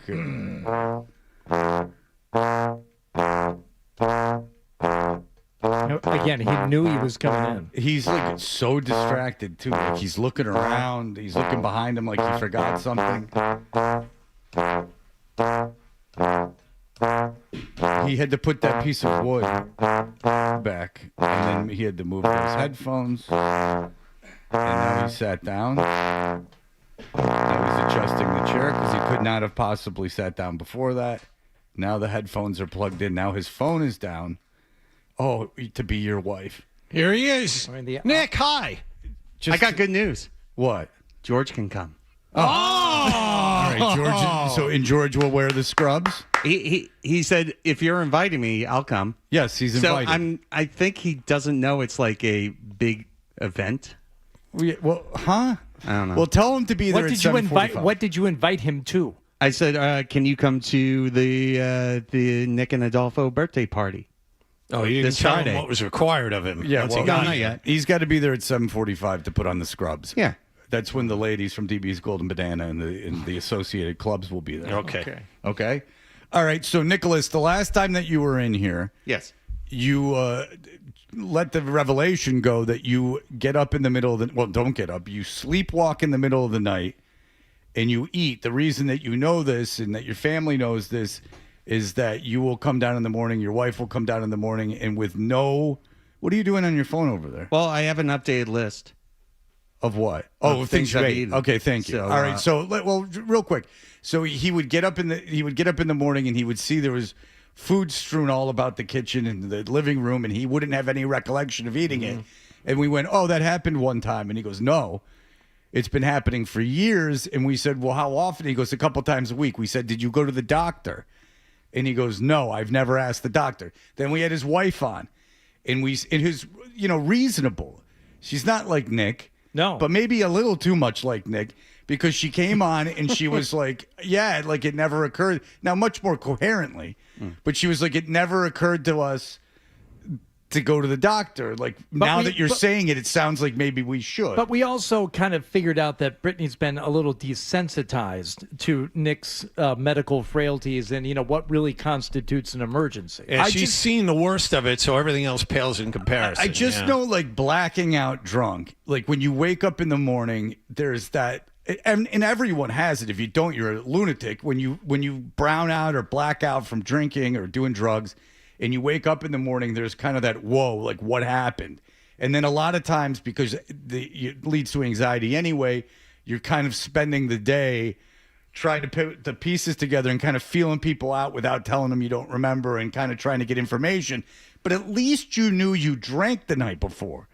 Like if I was waking up on a regular basis and realizing I did things that I don't remember and there was no drug or alcohol involved or any like hit to the head or anything, I would go to the doctor right away. Very scary. Like right away. And then I care for Nick. Nick has had strokes and stuff. And strokes, it can paralyze you, can make you blind. Serious. Yeah. And so I am concerned about Nick. I don't think there's anybody there to kind of steer him in the right direction with all of this. Did you ever end up seeing that doctor? The one that... No, not yet. No, not yet. Okay. Not yet. No, it's a I lot. got called or made an appointment. We've texted back and forth. How did you text the doctor? Because I have his contact in my phone. But when was the last time you two, John and Hardy, have texted a doctor, if ever? Never. Well, it's the doctor that we've had on the show. Huh? We've had Dr. Tian. He's a doctor. He talked to us about the sleep eating. Wait, we just had some guy call in, and that's the doctor you're going to go to? I guess Dr. Zeitels Well, was no, for he's. that. He is a primary. but he's also the guy. Yeah, he's a primary care physician, and he is also now the unofficial medical correspondent for the Toucher and Hardy Okay, show. so when I went to Dr. Zeitels, it was someone from his office, and then I did some research, and it was like he invented everything when it came to your throat. And he does Steven Tyler and Adele. Yeah. And he has his own like wing of Mass General. This is probably a very good doctor, but he's not a specialist in any of this stuff. He's just you have to have a primary care physician. I do have a primary care. He has to go to the doctor anyway all the time because of his strokes. I'm not kidding around or making fun of him. This is genuine concern. It's not the same doctor. I have to go to a Quest and get my blood drawn and check my get blood. that. And Yeah. we all have gone to Quest. Yes. And we all have to go to Quest and get blood drawn. And I understand there's only 100 of those places to go, and it's very complicated. Yeah. To get blood drawn, you have to show up and do it. But my PCP is down in Situate, and Listen, I don't want you smoking that. I didn't know you like to get wet, ill, germ. You like to get butt wet, naked. kid? Right. So anyway, That's what you took. So, but when you're going to your primary care, your primary care physician is where? In Situate. Opposite end of the city. He didn't get one on the North Shore. I haven't gotten one from the North Shore. And every time I have to go. If I was you, I'd be living at the doctor. I know. I would have a doctor in my house. I'd have my doctor in the bed, not even because of the sleep eating, but because of all the other things that are wrong with you. And then they could probably direct you to someone who, there's someone who specializes in throats. There's the ear, nose, and throat. There's there's optometrists. There's probably someone who specializes. People who get up and eat hot dog buns and cinnamon toast crunch in the middle of the night. Well, certainly at the least, there's sleep specialists. And now they're Pop-Tarts. impossible to get into. All right, so what? Hershey so, Kisses. Oh, geez, Louise. Pirate's All right. booty. Are you sure you're eating Hershey Kisses and not just playing with your own matter? Oh my God. You don't know if it's a Hershey's Kiss. Do you or wake not. up with chocolate smeared on your face like a little rascal's kid? You just look in the mirror. Apparently, I dropped one of the Hershey Kisses on my sandal, and I ran to do some errands. And I looked down, and my foot is just covered in like chocolate. Did you? Which was great. Did you think you had ate a lot of Hershey Kisses that day that your now wife discovered you nude on the bed, all covered in brown? Maybe that's what it was. Maybe it was. Maybe it was that. Or maybe you're not eating Hershey Kisses at all. Hold on a second. You dropped a Hershey Kiss into the sandal? Yeah. And then you put your Fred Flintstone foot into the sandal and didn't feel a Hershey's Kiss in there until much later. Partially. Yeah. I know. This is a separate issue than the issue we're talking And then about. when I you put my took your foot sandals out of on. the sandal was I covered got in into chocolate. my car and I stepped down in my car and then realized I was like, notice? what's going on? Why with did my you sandal? why did you have sandals on when you were eating in the middle of the night?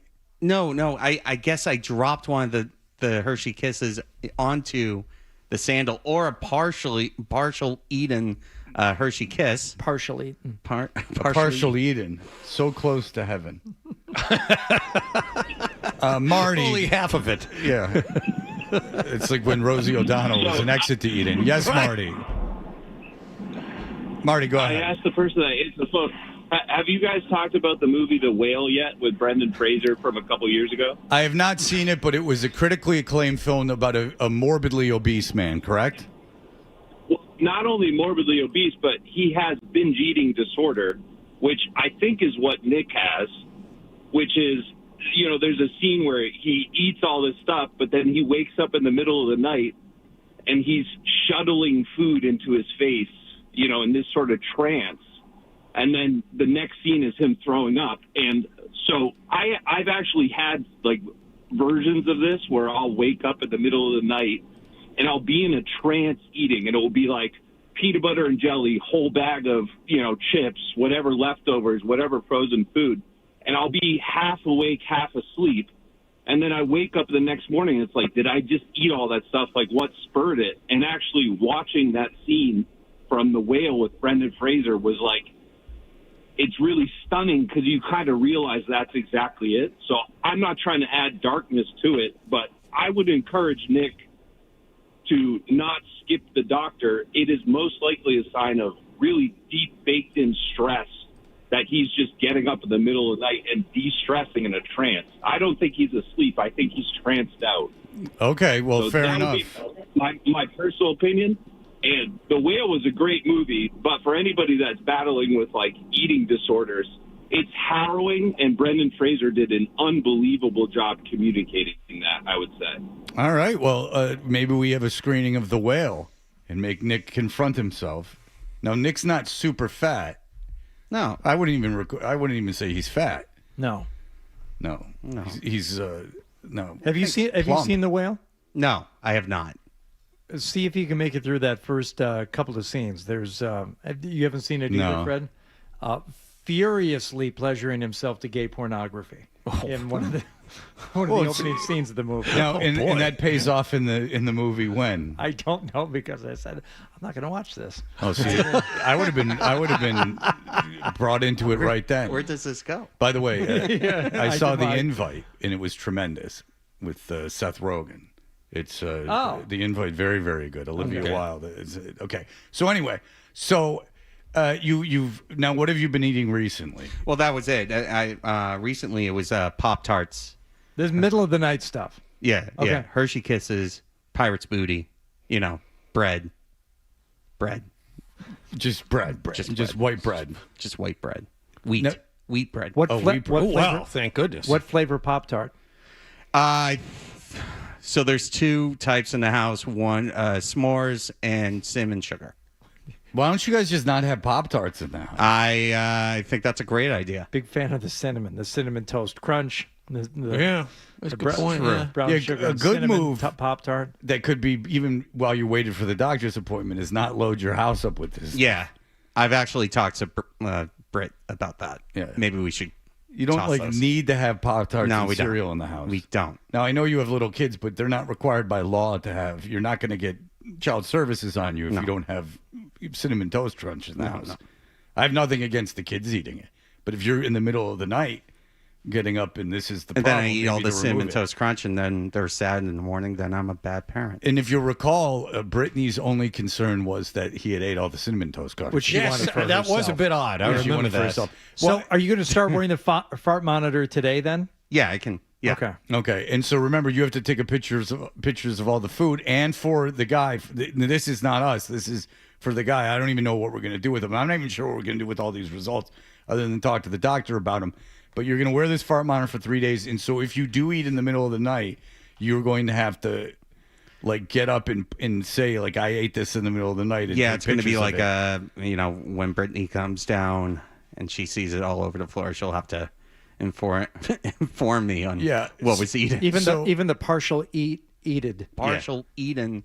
Yeah. Okay, so what I need from you is this, if you would. The stuff that you eat in the middle of the night, everything that you eat is your business and the scientist's business. But the stuff you eat in the middle of the night, collect those, and then if we could put an Instagram post of just the food that you would ate, all in one Instagram post, just a picture of everything that you ate over the course of the middle of the night. Okay. That you don't recall eating. Yeah. All right? Will do. All right, so Nick, you've studied the fart monitor, you've downloaded the app? Yes, I have. All right, well, you can begin that today, and then Sweet. 3 days from now, you'll be done with the fart monitor, and then who knows what goes on. We'll talk to the scientist, we'll get your results, we'll figure out what's wrong with you in your stomach, if there's something wrong everywhere else. Yeah. Your brain, your ticker, everything's got something I going really on. need to find a new PCP for sure. That should be priority number one. Thank you. Well, it's difficult. Thank you, Nicholas. Go back to your job. Currently an unpaid intern's doing it. And we haven't missed a beat. What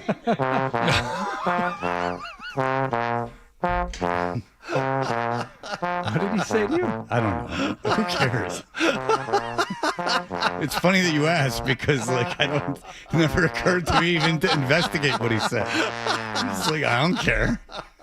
Cece said, yeah, I can come in a couple of days a week for free while I'm home for the summer. Good. Did you do Nick's job? Sure. Yeah, no problem. Nick's like, I'm calling in sick. We're like, sure, there's an unpaid intern here.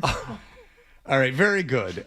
We will be back. Believe me, Nick, we can't depend on unpaid interns. She's got to go. She's got a life. She's got to go back to school. You're fine, at least in the fall. All right, we'll be back in just a moment. Jason Laid Schwartz. off every summer. He has to take a sabbatical. Unpaid, untrained help in here doing his job. No, Nick does a lot of good things. He does. He hits his digital goals. There's no question. He does great videos and everything else. All right. So Jason Schwartz is going to join us in just a moment. He has an article about John Henry. We'll talk about that coming right up. Partial Eden Hershey.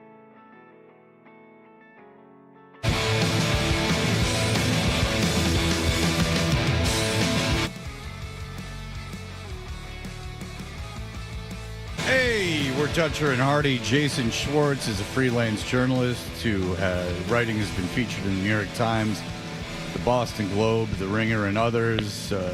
Jason's got an article out about what's going on with John Henry and exactly why he's not talking to the media and hasn't talked to the media for years. Jason, hello, sir. Hey, good morning, guys. How you doing? Appreciate you joining us. Interesting article. So, first of all, you had done stuff about John Henry before, right? You had at least his email address. Yeah, no, I've been sitting on that for a while, waiting for the right minute to pull it out. But yeah, when John Henry bought the Globe, it was about 2014. I wrote a big long story about him for Boston Magazine, and we had a long email back and forth exchange then. Okay, so when you, I guess, first thought to ask him this, was it as simple as asking him, like, straight up, why don't you talk to the media anymore? Because he has for a time, but as you kind of stated early on, it's been, what, 6 years since he's had any, like... Before COVID. Yeah, about like pre-COVID, real media availability. So did you just ask him flat out, like, hey, I'm just going to take this as a matter of fact, you don't talk to the media anymore, why not? Yeah, it hasn't been since the Mookie Betts trade, I think. And what's interesting about it is he used to sort of mix it up. He used to go on, he used to just show up at the Felger and Maz studio sometimes and go on the air. But he obviously hasn't in a long time. And, the thing that's always seemed strange to me is he literally owns a newspaper. He pays a lot of reporters a lot of money, some of whom, not a lot of money, they're reporters, but he pays reporters money, some of whom literally cover the Red Sox. So he believes enough in journalism to do that, but clearly doesn't want to engage in that process of actually talking to reporters. So, yeah, it was pretty much as simple as I emailed him and said, hey, clearly you believe in journalism, but why won't you talk to the press? Yeah, so talk about him buying the Boston Globe a little bit because it's an interesting story. So when the Globe is being sold, there's a bunch of people coming in that want to buy it, and basically they're going to just tear it apart and, and cheapen things down. You see, I'll just give the Detroit Free Press is basically, I don't think they do a daily paper anymore. It's just they blew out the Times Sports Department. Yeah. It's happened a lot. Well, they moved it to the Athletic, so let's not. That was nonsense. But in my opinion, but Henry was the one guy that came in, and he was buying the Globe, and his intention wasn't to basically take it down to the bolts. Talk a little bit about why he said he did that. Yeah, and I think a good comparison is you look at the Herald now, being much less robust than it used to be after it got bought up by private equity, and they've gone about cutting and doing all the things there. But, it's easy to forget now, but when he bought the Globe more than 10 years ago, the paper was in a really bad way. The New York Times company owned it, and they were literally threatening to shut it down unless the Globe unions gave up some savings. And a lot of the guys coming in who wanted to buy the paper, were sort of more equity-type groups that wanted, they had that real estate over on Morrissey Boulevard that groups saw as valuable. And basically just sort of wanted, some of them just sort of wanted that to make money off that. And, whatever with the paper we'll cut, yeah, exactly. We were right next to that building. It certainly didn't do anything while we were there. Go ahead. I'm sorry. Go ahead. Yeah, a beautiful spot. Yeah, it's great. It's and, great. Easy to get to. The traffic couldn't be beat. Yeah. But, John Henry actually, cared about the actual product. He sort of saw it as a legacy piece at the time. I think he thought, here I am, here, the savior of Boston, the savior of the Boston Red Sox. I'm going to come in and save one of the city's other great institutions. And, he put his money where his mouth is. He put the money down and he came in and did it. Okay, so this gets to why I've always thought he doesn't talk to the media, and you have him basically saying it in the article.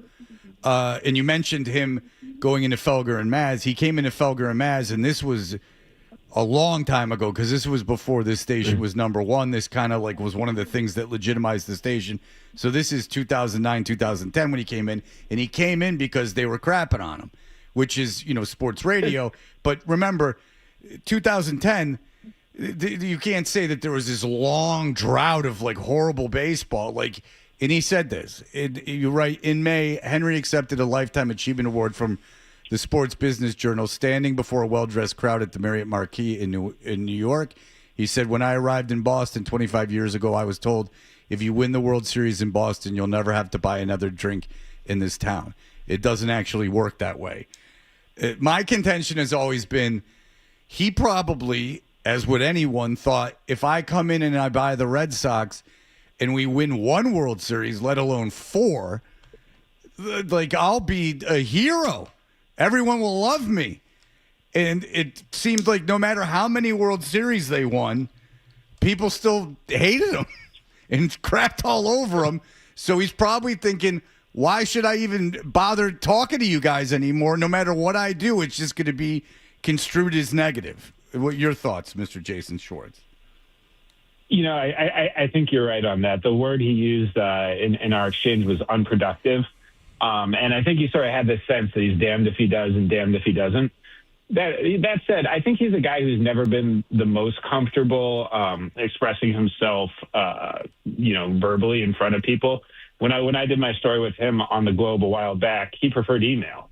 And I think that's just sort of a medium where he feels more comfortable because he can sit and think it out and, edit. He thinks analytically. Live on there. The reason he's rich is the way that he thinks, which is very analytically. He doesn't have a charismatic personality. He is, measured in his speech. He's awkward. He's an awkward guy. Yeah, that all plays into it, But I think probably as an awkward guy, you buy something like the Red Sox, you bring it to success, and all of a sudden maybe being awkward's not so awkward anymore, if you know what I'm saying. I think even that plays into it. He doesn't like really talking to people. Nothing easier than talking to people that love you. And also, Jason, why do people like John conveniently forget that they've crapped on John Henry this long and think it's just a recent thing? That's a separate argument, Jason. Go ahead. Well, I think it's kind of a Red Sox thing is that people go, why doesn't he talk to the media? And you go, well, you guys have all been crapping all over him. If you really want to get into this, he was speaking to the media just fine when they were winning championships. Now that things have turned negative, he has decided not to. But it wasn't always positive when they were winning championships. People still crapped on him more than they crapped on anyone else. And yet he still talked to the media. Anyway, Jason, the question was directed at you. Well, the question of why John thinks the way he does. No. I think it's fair to say that part of the job when you own a team is talking to the media. It's taking the hits even when they are or are not warranted. I think sort of about Chisholm the other week, sort of sitting up there and just taking it, in the Celtics press conference, like somebody just shot his puppy or something.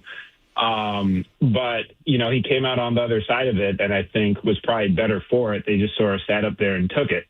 And a lot of times I think that's just sort of what fans want is for, the owner or whoever it is to sort of take their hits and we all move on. And I wonder, by John Henry avoiding that, if he doesn't make the problem worse for himself. Jay, in your dealings with him, do you get the sense that this is going to be the way he feels about speaking to the media for the rest of the time he owns the team, or is there room for a change? He didn't say that. If I were a betting man, I'd say this is probably what it's going to be. It's been 6 years now. I don't know why he would change. Maybe if the Red Sox never lose a game for the rest of the season, he'll come out and do it. But no, I think this is his MO now. He said to me that the Red Sox have a baseball chief, they have a president, they have a chairman, and those are going to be the people who come out and speak for the team. Do you think if they were to win a World Series while he still owns the team that he would participate like in a parade? I mean, everyone loves a parade. He's been on all the parades so far. I have to imagine he'd be out there. I don't know if he'd have a reporter on his float, or on his duck boat, but I have to imagine he'd do that. Do you think he'd speak? That's a good question. See, this is no where way it's to know. gotten. So, like, if you say the guy has an obligation to talk to the media, that might be true. But I'm even wondering if they won a World Series, maybe he's on the float. It doesn't really matter. It's not the point. No, if they get on stage, does the guy even talk after they won a World Series? But that's kind of the point. It's like if his explanation of having all these people in place that kind of do the talking, it's unproductive for me to talk. Well, if that's going to be your answer in these times, when you're making all these trades that are unpopular and things may not be going well, you can't exactly then just show up and talk to the media. I would respect him a lot more if he didn't. Yeah. But the point is, I don't think he would. But Jason would know more. But at least it's up in the air. And how many owners can you say that about? Yeah, I mean, I think most owners at some point do talk to the media. It's impossible to know if he'll change his mind. It's impossible to know what, the circumstances would be that would make him change his mind. But, I think safe to say right now he's not going to be showing up to Felger and Maz this afternoon. Yeah, well, that would be very nice. It was quite a coup for the radio station when he did. All right, read this on Fangraphs. Jason Schwartz, anything else that you would like to promote while you have the chance? No. Please go to Fangraphs, read that. Follow me at Jason Schwartz on Twitter, and I appreciate you guys having me on. You must have a podcast. Everyone else does. Yeah, you got to have a podcast, right? That's my big mistake. I'm waiting for the podcast thing to pass until I can catch the next thing. Yeah. So, okay. Bless you. Thank you. You see, I think you have a couple months to still get in early on the podcast before the market's saturated. All right. Thank you, Jason. We appreciate it. All right. Thanks, guys. All right. I appreciate it. There you go. Jason Schwartz. Look, I think I'm the only person on the planet that doesn't blame John Henry. I would be really bitter towards Boston. And I would just go, fine, I'm just going to make money off this thing, and I'm not talking to you. Because if I talk to you when we're winning, you hate me. And if I talk to you when we're losing, you hate me. And I can't win. I don't like talking to people anyway. And this is the way it's going to go. I'd also sell the team probably because I was generating zero enjoyment out of it. And if I'm someone with money is just a conversation, it's not. It kind of theoretically exists. On this aspect of the argument, he's going to hang on to this as long as he continues to make money. The value of the team is not going down. No, I know, and I know on a line item sheet and in part of like private equity and all these things that it's very profitable, and I understand all of that. It's just that paid less than $500 million. I know, John. Again, but if it's not bringing him any enjoyment, he doesn't. I guess he's got to answer to other people, but I wouldn't answer to anyone. I'd dump it. He dumped the Penguins, right? Yes. Yeah, so I dumped this. It's not bringing me any joy. Why would you do anything that didn't bring you joy at this point? Who are you making money for? You're never going to lose any. Nothing matters with money to you anymore. It's all just a game at this point. All right, we'll be right back. Here are the headlines.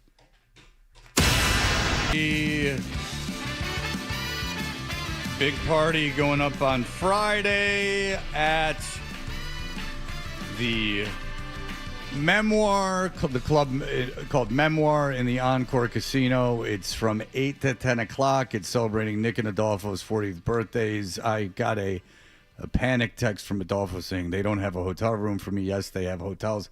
It's not my responsibility, Adolfo. Move your interest to other places. It's the station is handling all this. Jeffrey Glassman injury lawyers are all part of. What didn't they have at his hotel? He was afraid he didn't have a hotel room. Oh, okay. Because I guess he hasn't been told these arrangements, but what does he care? He'll have a hotel. Yeah. I'm wondering how you're feeling about this. Usually he leans completely on you to set his social agenda like this, and this is the one time you're free of it. Yeah, I'm happy about it. As I've grown older, I've realized that there is boundaries, and the boundary here is that that this is not my responsibility. This party is a good idea. I'm more than happy to do it, but it wasn't something that I, wrote a prospectus on and wanted to get passed by management. I mean, it sort of just all happened. A lot of it when I wasn't even here. So I didn't really enjoy the idea of coming back and then all of a sudden like, hey, we're having this party, come fly Adolfo in. Mm-hmm. And it's like, whoa, this isn't like my 40th birthday party. My 40th birthday party where I had rented out a place and my ex-wife and I had a dual 40th birthdays. That was my responsibility. Mm-hmm. This is just my responsibility is my role in the entertainment we're providing the crowd, which isn't going to be a ton. That wasn't a fart. That was my sandal. I'm just telling you, because it would have been glorious if it was a fart, and I would have taken a full Hershey's Kiss stuck in there? Yeah. Still don't get why That's Hershey's remarkable. I mean, you can see Nick while he's still around, I guess, if he can make it till Friday. Yeah. I mean, Nick is dropping Hershey Kisses in his sandal. You're giving me the evil eye. All right, Nicholas. I don't know your facial expressions. I'm not giving you the evil eye. I think you're half of it sagging at this point. Your face. Do you smell burnt toast? Nick is a guy that's had numerous strokes and has a heart valve, and he couldn't be bothered going to the doctor. Shoving that foot in that sandal and then stomping on the accelerator of the Subaru. What a vision. He's got an actual ticker. What an image. Yeah. I do care about Nick, and I'm actually trying to shame him into going to the doctor. This is my strategy now, is I'm going to shame him. Well, first he needs to get a primary care physician within 40 miles of his house. It's just, it would be, don't make video you don't have to make any videos today. Just go get yourself a doctor. Make that what you do today. I understand you have little kids, but you could find a doctor. You do have health insurance. I know that. I know that you do have it, either through the station or through your wife. Through my wife. Yeah, hopefully. You're better off. Believe me. But your wife has good health insurance, I'm sure. She does. Yes, that's why we... Blue Cross? Yes. Oh, boy. Oof. There's no excuse, Nicholas. You got Blue Cross. I know. You can write your own ticket with that thing. I know. You're going to be in and out for free, especially with everything that's wrong with you. All right, anyway. Well, Nick is still around. Come see him at Memoir at the Encore Casino. And, he's going to be asked to perform, but nothing too strenuous. Do you know what you're going to do, Nick? Yeah, do you know what song you're going to do? I have an idea. I'll throw it. I'll let you guys know. You don't even have to let us know, just as long. Whoever's playing the song while you're up there, which we should probably figure out. Mm-hmm. But we're going to have a whole little video montage. We're going to have... It's going to be a trip down memory lane a little bit. I've started working on that. It's pretty funny. It's funny. He's finding a video and audio of me yelling at him throughout the year. Well, that's the one thing that's been constant. I came in the room to ask Ryan a question earlier in the show, and Nick's like, I found something from the Chili Pot or Wing Bowl or something of you yelling at me. And so we haven't had a party like this in a long time. At least a decade. This is not a Wilbur show, and it's free. It's free. Get her out of there! Yeah, Nick, I can still see her. Completely justified. But I don't have any shame of that at all. Nick, Nick. That was done with sober mind and full resolve. That was a year ago, right? That was a year ago. Could have happened yesterday. Could have happened 5 minutes ago. I don't have any problem, and I do it again. I have zero regrets with that. Zero regrets at yelling at him like that. I can't help that. You can see her. I'm sure there's a lot of stuff that if I watched it now, I'd feel like a total dick for yelling at Nick. I'm sure there's 99% of the times I yelled at Nick, most of them were probably done for comedic purposes, but if they weren't, and even if they were, I'd probably feel like a little bit like, at least a little like a dick. That, no, nothing. No. In fact, that's, I like happy Nick. Vibrant, happy, alive Nick. So, but, come on, girl. You know, like there's probably stuff from these parties that like when he shows it, I don't even want to see it. Like I'm like, yeah. Like, you know, we were pretty wild.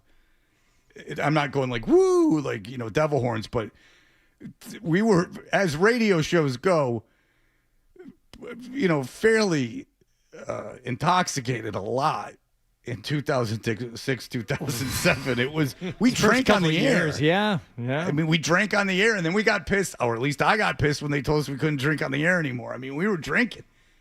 And it's funny, they asked me, they're like, the management asked me, they go, do you think Crash is an alcoholic? And I'm like, yeah, put the focus on him.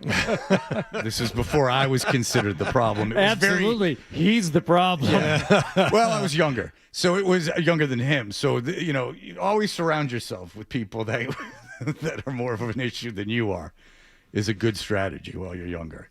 No one questioned me back then, at least to my face. That was Crash. Well, it's because there was no question. That's right.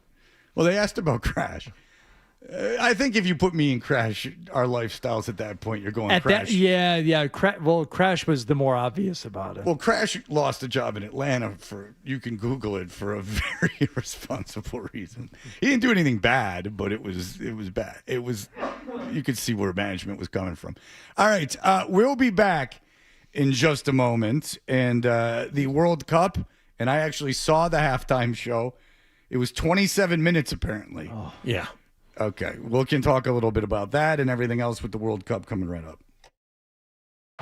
Toucher and Hardy, 98.5. They were very unsure as Chris Cornell moving from drums to singer. They were very on the fence about it. Did they not hear him sing beforehand? He didn't sing like this. Like, I guess it took him, like, I guess you can imagine why. You know, he didn't have a lot of confidence. It's funny that he didn't have a lot of confidence. Like, this real good-looking guy. You know, Kim describes him as good-looking like a bunch of times, and that's part of the reason like people were interested in them. And I had met Chris Cornell. Obviously, you have too, like a bunch of times, and he was really, really nice. Yeah.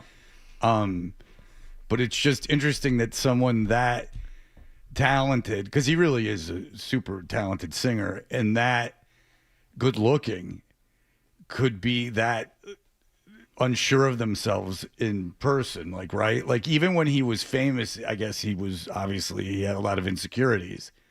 And you think that people, talented, good-looking people would have it made like me. Why should we hurt too? I was going to say, like, doesn't it make you think maybe I shouldn't even leave the house? If Chris Cornell was lacking confidence, why do I feel confident in doing anything? Yeah. It actually makes me like him a lot more, and it because I think that it's a very good personality trait and for the world, when you have some sort of, you know, self-awareness and some sort of uncertainty of your place in the world.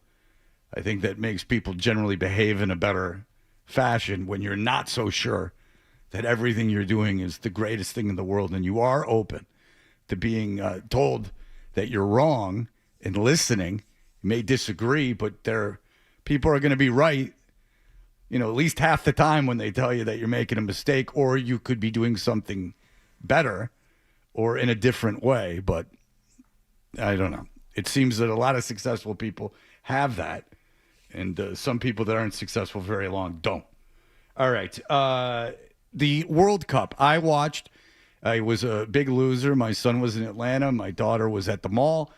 I was home during the second half, so I sat down and I said, I'm going to be part of history. So much TV yesterday. I started with the British Open, and that lasted until the early afternoon. I'm like, got about an hour here before the World Cup starts. Might as well just stay put. I have make it a smooth 8 hours. I have such a problem doing that. Like I just like when I'm by myself, I'm just like, and no one's in the house. Even if someone's in the house, I'm like, like, and it's not like I'm doing anything good or productive. I just like, and if it's football, I don't. But if it's anything else but football, I don't know what it is. See, I'm the opposite. If people are home, I'm more inclined to like be antsy and like moving around and stuff. But my house was empty yesterday, and I thought, this is great. And dog was next to me on the couch for the entirety of the Open. Like she didn't move. Really? I'm like, this is great. Dog sat still the entire time. Well, she was watching. Huh. She likes the fescue. I see. That's the thing, is maybe because my dog is such an unrelenting spaz that it creates an air of anxiety That's just it. around me when he just sits there staring at me. Yeah. Not sits there, stands there, just staring at me. Oh, hey, Mister, over here. Or he'll be holding something in his mouth, just like, play, play, play, play. All the time, play. But Fred, do you walk him? Oh, yeah. Twice a day, at least a mile each time. Show you my pedometer. Not 20,000 steps like our friend. That's why I'm so fascinated with Forsberg's 20,000 steps. I know. As much as I want, I'll walk that dog, run at the gym, and I'll have 12,000 steps, and I'll be like, my gams are like killing me at that point. He's around my age. 20,000 steps. I don't even forget it. We're getting past the point. But I did actually. I saw the second half of the World Cup, and I saw the extra time. But I did see the halftime. I got it on the halftime. Now, do you want to start there, or do you want to start with the pregame with what Tom Cruise had to say? Oh, the pregame was Tom Cruise. Okay, because I was going to say I didn't see Tom Cruise as part of the halftime, but apparently Tom Cruise is promoting something, and he was involved with the pregame. Did you see this, Hardy? I did not. Okay, so we're experiencing this for the first time. Tom Cruise, who does his own stunts. So that shows he's super talented. Got up there and started speaking. More than 30 days ago, 48 nations began a journey. They crossed oceans. They crossed borders. They crossed cultures. And together, they showed us why this game belongs to the world. Do you think at a certain point, like now, he's like, this isn't going over.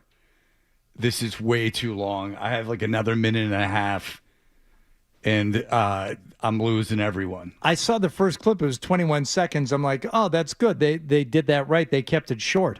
Oh, no, that's just a clip of this thing. Yeah. It goes on. From 3 countries across them and from every corner of the globe. What? 3 countries or 3 continents? 3 countries. The Mexico, the United States, and Canada all co-hosted this thing. Thank you, Jonathan, for stepping in and being the voice of knowledge. That is probably what he meant. Absolutely. 3 countries, finally Mexico, Canada. Canada, our enemy now. We do not like Canada. Right. Well, our president tried to annex it at one point, Well, so that might be the problem. No, he didn't. That rubbed them the wrong way, the big babies. We have witnessed greatness, and we have shared in moments of joy, moments of hope, moments we will all never forget. I have a feeling I'll forget all of them. There's not one thing from this I'll remember. Everyone hated Alexi Lawless. That's what I'll remember. That was unanimous by everybody, including the people sitting next to him. I was thinking about that yesterday. Like, how long am I going to remember that Ryan Fox won the Open champion? And I love golf, right? Like, I'm going to forget about that in a month. I will remember nothing from this World Cup. Not a thing. Maybe the Scottish people being here, and that's it. Well, being in broadcasting, albeit at a much lower level, I am interested in what the meetings were like at Fox behind Alexi Lawless's back and to his face about, I wonder if they went, negative attention is attention and all we want is attention, like keep it up.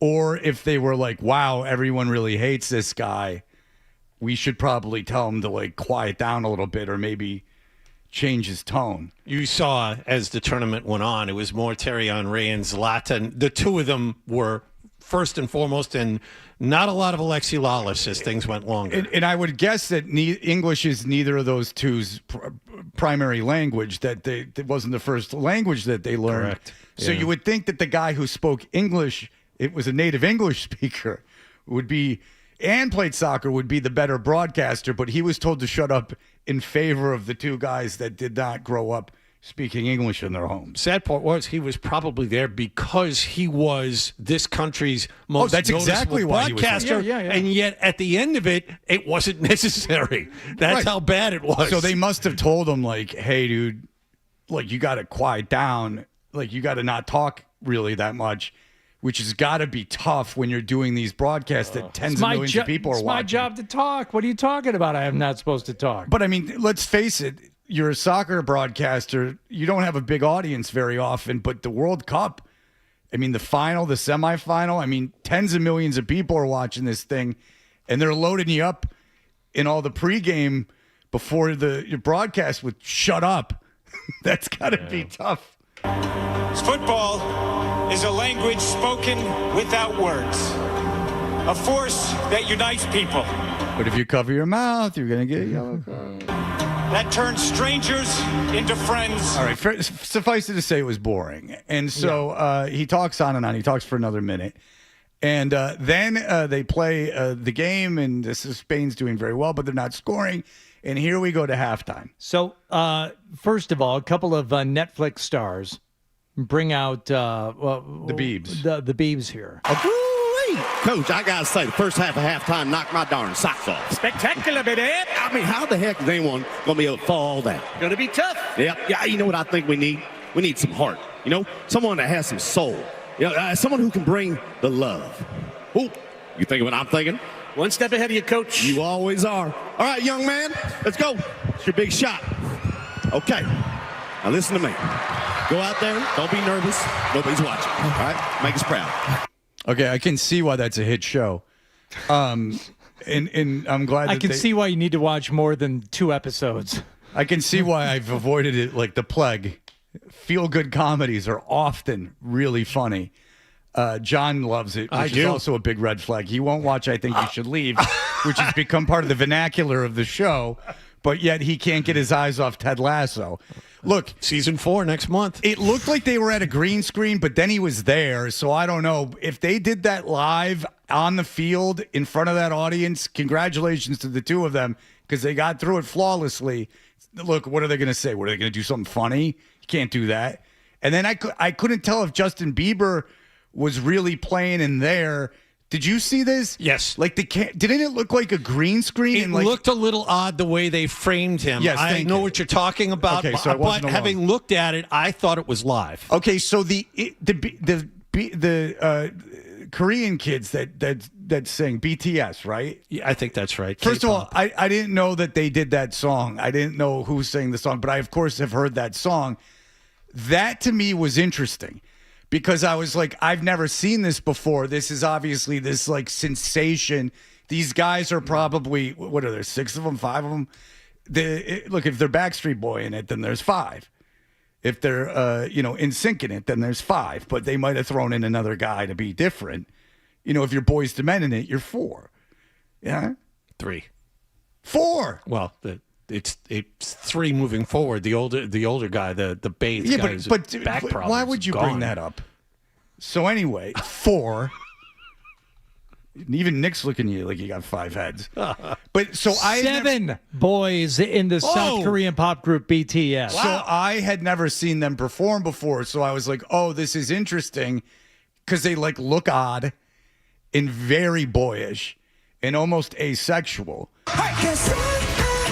And I've heard this song a million times. It's not even a bad song. It's a good pop song. Like, whatever. I'm not going to go buy the album. But my daughter doesn't listen to it. My son doesn't listen to it. So what do I know? But I'd never seen them perform before. So that did catch my attention. And then Bieber comes out, and Justin Bieber's a star. It's not very good. But look, he plays acoustic guitar and he sings. Listen, for the fact that he's still alive and performing is a credit to him with all the trauma he probably went through as a kid and that family of his. So then it goes on, and then out comes a lady, and I'm like, she's not singing, A. And then B, is that Shakira? And if so, why? Now, I assume Shakira is still like a massive star in South America or something, because not a lot of Shakira on my radar. And you say, old man. No. Shakira was an artist. Last time I saw Shakira was at the Super Bowl halftime show. Was that how many years ago? Well, I remember the Shakira one. That was the best one. That was right after Up With People. She performed with Shakira was on the halftime show of the Super Bowl. Super Bowl halftime. When? Shakira. Well, it wasn't her carrying it. Was it entirely her? No way. She must have come out with someone like the Beach Boys or something. 2020, she co-headlined the show with Jennifer Lopez. Okay. It was Shakira and J-Lo. So I take it. So I will chalk that up to Shakira as a big star somewhere else, but she's still youngster. And then there was a guy with her that had a microphone that wasn't on, that appeared to not enjoy dancing as much.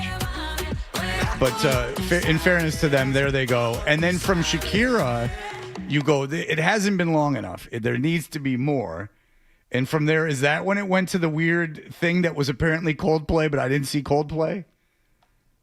Oh, I don't know. I had kind of. I had given up by then. Okay, because I believe the next thing that happened was. Are you talking about the Muppets? Oh, that's right. Yeah, that was before. That was before Shakira. So, that was just dumb. But congratulations again to the Seven Nation Army for being out there. But then they went to this thing with kids that weren't singing. And I went, fine, like, it's kids, and it's like about unity, and I understand why they're doing it, and it's like nice, here are kids. I'm sure that everyone that's interested in the game wants this all over with, but I don't care about any of it. So good for the kids. But then I heard it was some kind of Coldplay thing, but all I saw was Jason Sudeikis jumping up and down in the background. They asked him to participate. Everyone that had performed had to get into this scrum. And I thought, except for Madonna, who was there at the beginning and then disappeared. Oh, she passed away. I don't know if you heard. I mean, you could tell when she stood up there. She lip synced for about 5 minutes. Thank you. Thanks for the millions of dollars. I'll see you later. Yeah, it's kind of unfair to her, but age has especially hit her hard. As someone that we all pleasure ourselves to, that's a bit of a tough pill to swallow. She's 70 now? Yeah. It was something like that. Coldplay. She's 19 years older than me. I don't know. I'm guessing. I'm guessing she's 67. Right. So 69. The foldest to performers. We already mentioned the Biebs and BTS. As Shakira, who is there along with conductor Gustavo Dudamel. No, yeah, he was conducting a bunch of stuff, and the kids and everything else. Yeah. From Africa, Burna Boy, the Afrobeat superstar who duetted with Shakira on this year's official World Cup song. He didn't look overly comfortable with the dancing. Chris Martin and Coldplay. Yeah, but I didn't see that. And I watched it. Did you see from Australia the Iraq-born singer Emmanuel Kelly? He didn't do much if he did anything. Kermit and Miss Piggy. I saw that. The viral dance troupe Ghetto Kids. Oh, yeah, of course. I've been following them on Instagram for years. And the children were from Staten Island's PS22 chorus. Right. They closed out the show with Chris Martin. Yeah, where was he? I didn't see him. I didn't see him at all. I wonder if anyone got caught cheating during that on the big screen. I wonder if they were frantically scanning the crowd for someone holding a woman from behind. And then it being kind of unfairly raked over the coals for it. In retrospect, maybe it wasn't that anyone's business. What'd you think of Madonna? I thought it was good that her voice is still holding up with this very current song that was from when David Letterman still had a show at 12:30. It's good. But look, it's unfair and we all age, but Madonna's aging is especially brutal because there are women like Rita Moreno who aged, and then they age and they look older, but they're still quite attractive. Yeah, Or- there's nothing graceful about what Madonna's doing. No, it almost seems like Halloweenish what's going on with her. Like she hasn't just. This isn't like, oh, look at this woman daring to be old, right? Like that's not what I'm saying. It's not. It's just the way that she's kind of adjusted to being old and try to combat it is all combusting in front of us. And she was at a Super Bowl that we were at. She was the halftime performer. And this couldn't have been that long ago. And she looked fine. Yeah, she's 67. Okay. So when we saw her, she was probably in her late 50s, certainly. And so she was in her late 50s, and she looked good. I mean, she looked good. I don't know what's happened since then. Proof of the Coldplay performance.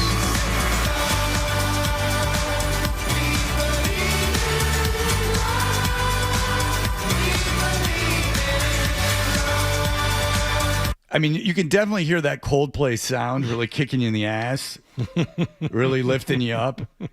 I'm surprised that they could keep the crowd under control during that the pit didn't break out. Well, they're lucky that people made it in by halftime from what it sounds like. Now, some people said there wasn't much issue at security. Other people who had been credentialed for the match and had been to matches there at MetLife beforehand were turned away because the president was at this one.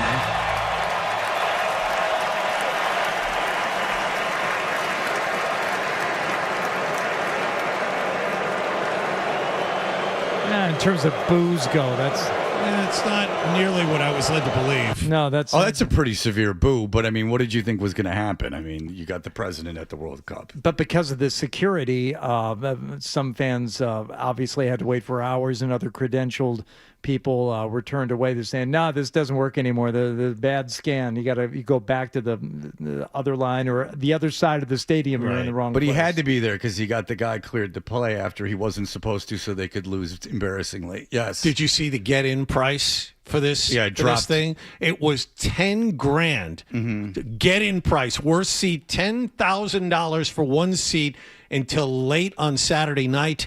And then Sunday morning, it dropped to $6,000. Which is, of course, the way I've been telling everyone to buy tickets for quite some time now. And that's why when they showed upset children, like by the front of but close to the field, I went, you have nothing to be upset about. I know. You're sitting in a $50,000 seat. Or your dad works for a corporation that found him worthy, or works with a corporation that found it worthy to give him those tickets. They kept trying to make you feel bad by showing like sad Argentinian kids, but I'm like, these kids are in a $50,000 seat. No. Get over a soccer loss here. The world is lined up quite nicely for them. All right. Well, there you go. I got to say, congratulations to BTS. I found them to be interesting, certainly. I finally got to see what all the hubbub was about, and it's quite odd. It's manufactured, I would assume, for like not like 10-year-old kids, right? Because it's like this sexless kind of like almost animatronic. Mm-hmm. Yeah. Like it's real interesting. I got to tell you, it's pretty interesting. I don't like they're not going for like girls that have gone through puberty. Doesn't seem like it's because there's nothing like sexual about it. It's just gleaming pop perfection. Yeah, it's almost AI like and anime so type feel. untouchable. Yeah. Like it's almost like this inhuman. It's not. There's like nothing like sexy about it. Like there's or no anything. facial movement, just the mouth is opening and closing. Well, and they're dancing around in unison, Yeah. which is nothing new, but it is. I did find it very interesting, and I had no idea that was their song. So there you go. The 51-year-old at home was very impressed with BTS and everything else, including I don't know, and I still to this day have not seen Coldplay there. So I'm calling that all into question. I'm calling them frauds and liars. We'll be back in just a moment. Stay tuned for more Toucher and Hardy.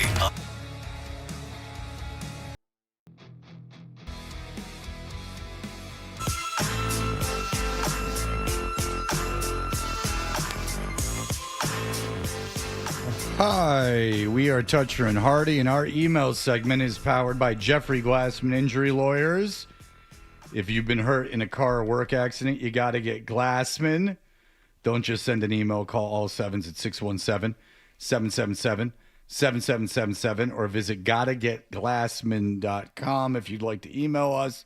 You can email us at 985thesportshub.com. Find our email addresses. You can follow us on socials at Toucher and Hardy, at Hardy985, and on Instagram at Fred Toucher. Mitch said, "What's up with John? He's not wearing a hat today, and it's disturbing." I noticed that too.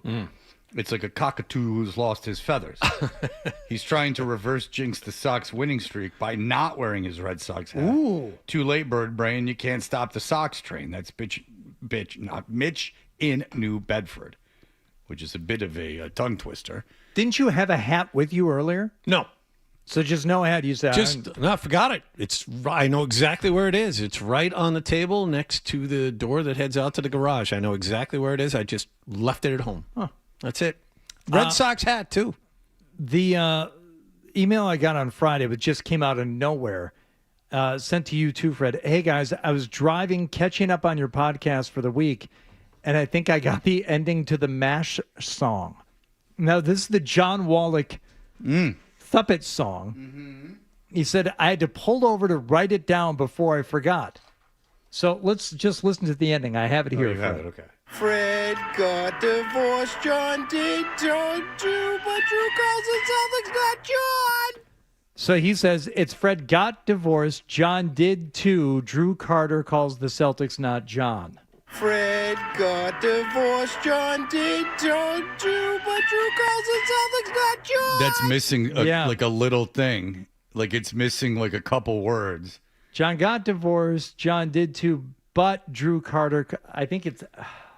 Fred got divorced, John did don't do, but Drew calls it Celtics, not John. There's John another did syllable. Don too. Yeah, John did Don too. Which is Wookiee, if you didn't know. So he's got that going. Yeah. Thank you for trying, Tony, but the mystery remains. All right. Well, finally, someone who is looking for sage advice from great wisdom. This is from Brandon. Congrats on your son committing. My son got committed to play scholarship to play baseball at University of Maine. I've been interested in his baseball journey. Oh, we all have. But even more interested in your point of view during all this. I know that you set up a batting cage in your yard for him. That was a gift, yeah. Did you have a mound for him to pitch? Part of the batting cage was a mound, but it sits in my garage, never to be used ever. It was never used ever. When you have a small backyard, you realize, like, why is there a mound here? I don't know. Mm-hmm. It was kind of part of the package. Sure. This was a very expensive gift that was given to him for a birthday. My son is about to turn 9 and has really gotten into baseball, and I'm going to attempt to build a pitching mound in our backyard. I don't know anyone that has a child that has gone through all that you have with Milo, and I would appreciate any tips and suggestions you may have as a dad of a baseball player who wants to take it seriously.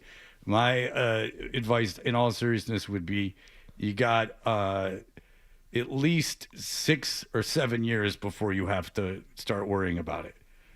The next 6 or 7 years, just make sure make sure anything, just to see if your kid wants to play.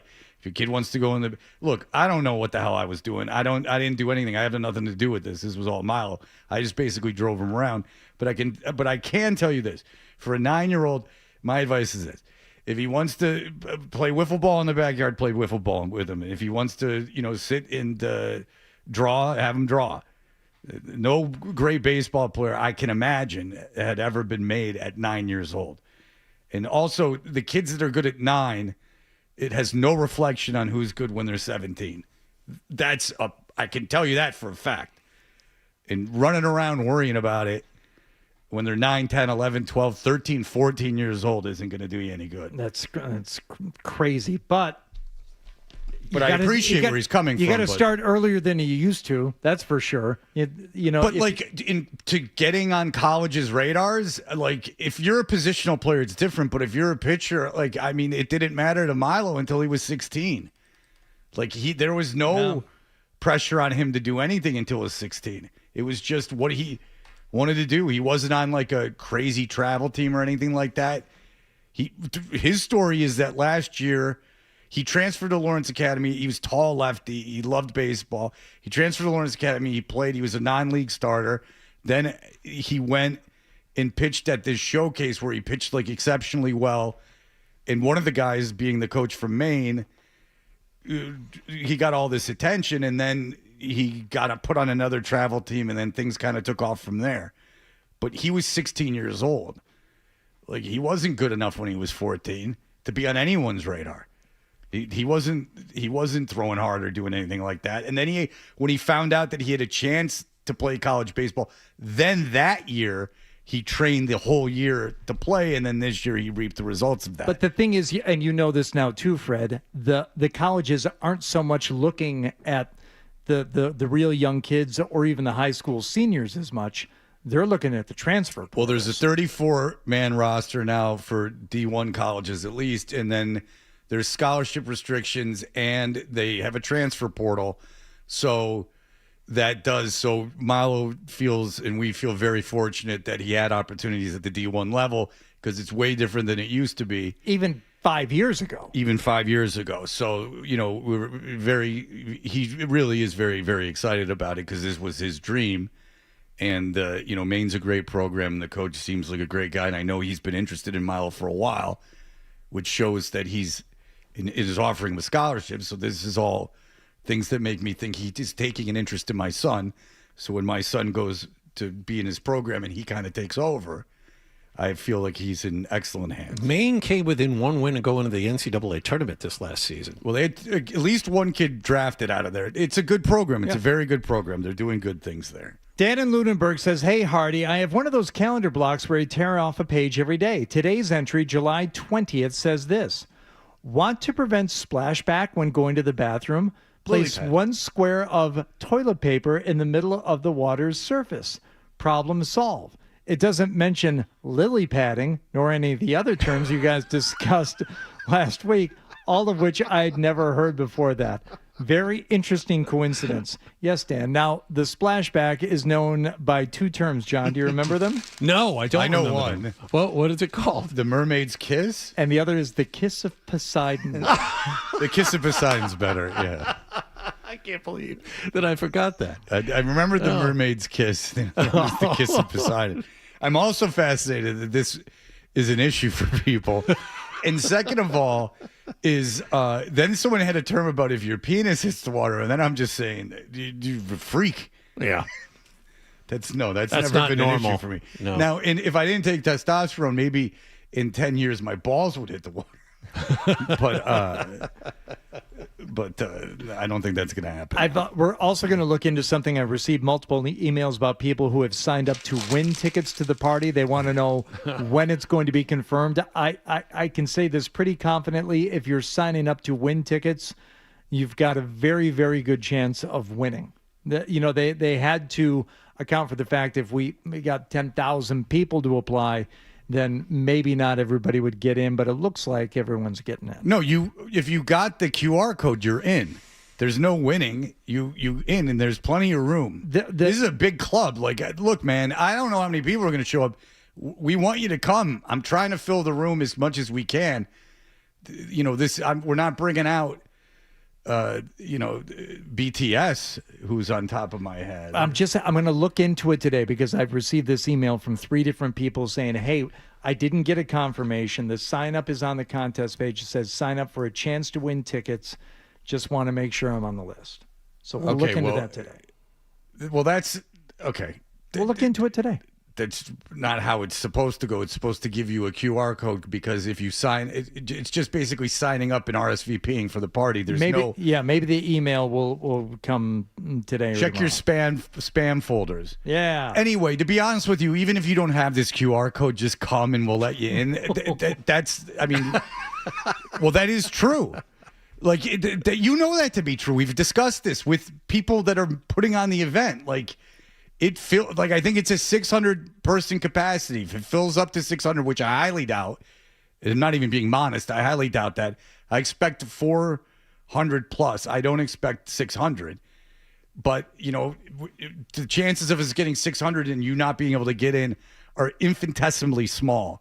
So go to 985thesportshub.com/party and here's my advice. If you want to go to that bad to get that QR code and the QR code never comes, just come anyway. And I can almost guarantee you that you're going to be let into the memoir. And if you're not let in, I'll just go out into the casino with you and we'll play video poker. Oh, that's right. And Hardy promises if it does sell out, he'll do Blow again, which is a big coup for all of us. We finally get to see Hardy intoxicated. He's been sober the whole time he's been in Boston, and a lot of us are itching to see Hardy on his 24th hour. And, that might be the night. Look, and I'm not being modest, I have no expectation of this thing filling up with 600 people between 8 and 10 o'clock at night. I don't think that's going to happen. So if you want to come, please do come.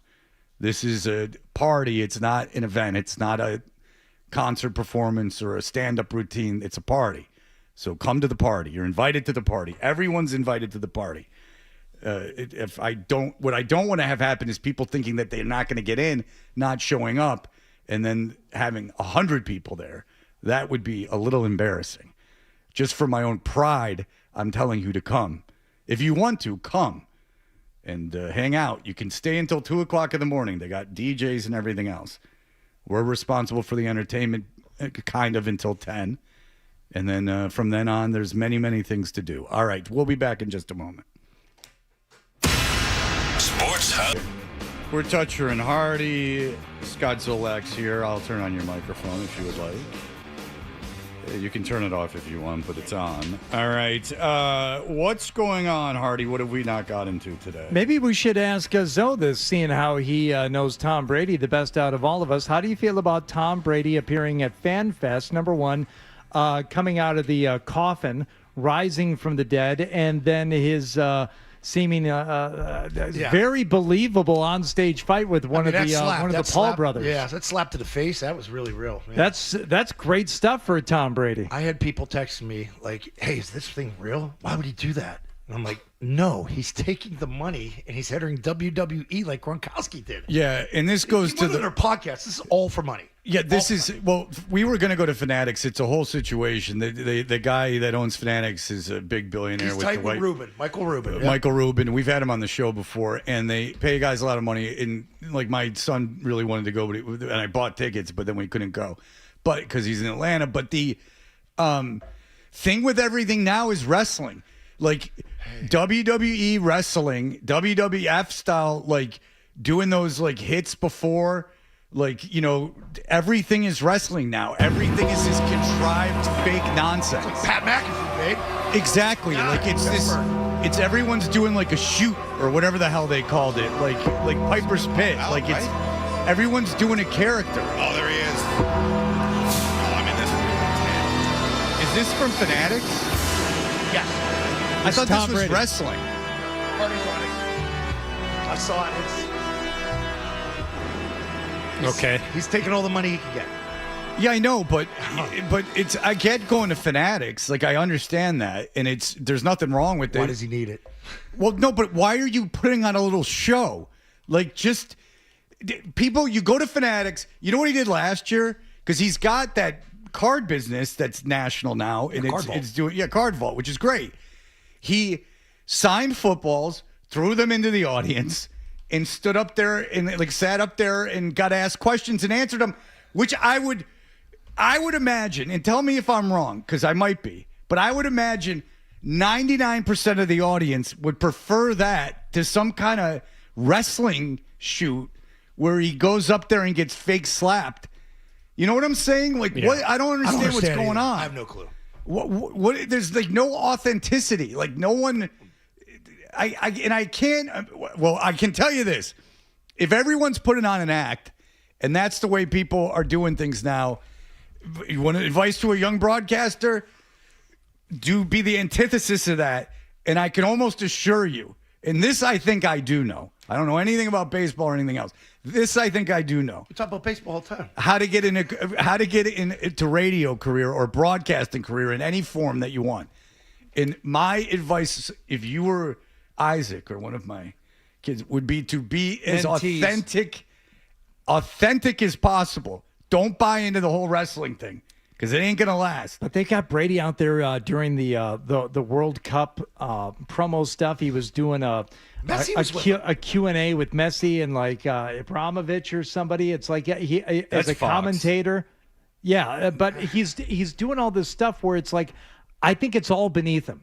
I think the fanatic stuff is beneath him. I think being in the booth on Sundays is beneath him. The only thing that's really worthy of him is like an ownership stake in a team. Yeah, no. Everything else, to somebody me, has gotten to him and said, you know what, you have to appeal to every man now. That's how you get the popularity. Well, we talked I about got a it. story for you off air. Okay, when he took the thanks, that's, Awesome. the audience appreciates it. When we talked to he took the job at Fox, we told you that job is, sure, they want him to be on the air and they want him to be good, but with and Scott can tell you, he brought it with that job that Brady has. How much crap does he have to do that's ancillary to that? Like, and there was some of it. You saw some of it. He yesterday. has to go to the World Cup and do that crap. And Fanatics is separate, and I know they're paying him, and he's got his own business. But the World Cup, how many corporate things do you think, and glad-handing sponsors do you think Brady has to do? Like, look, and I would gladly do it for that amount of money. I'd do double the work that he does for that amount of money. But if you're making an extra $5 million, you're already worth $800 million. Why would you do it? Right, and if you have an ownership stake in a team and you're at that level of wealth, and I don't get it either. I don't get the need. No. Like Romo probably was in a situation where more money was great. Mm-hmm. Yes. Great, give me some more money. He made a lot of money, but he could always use more. Brady's at the level of wealth that's like Tom Cruise. He's Tom Cruise. Yeah, right. Of sports. His kids are living off of the karate teacher's salary now, so he doesn't have to worry about that. He doesn't wear anymore. shoes either, I heard. Yeah, well, he's got to get one with the soil. Yeah. So he can get those minerals. They change your atoms. All right, that'll do it for us. Scott and Bertrand are in next. Zolak and Bertrand on the way. That'll do it for us. Everyone have a great day. Bye. Talk to you tomorrow. Touch her.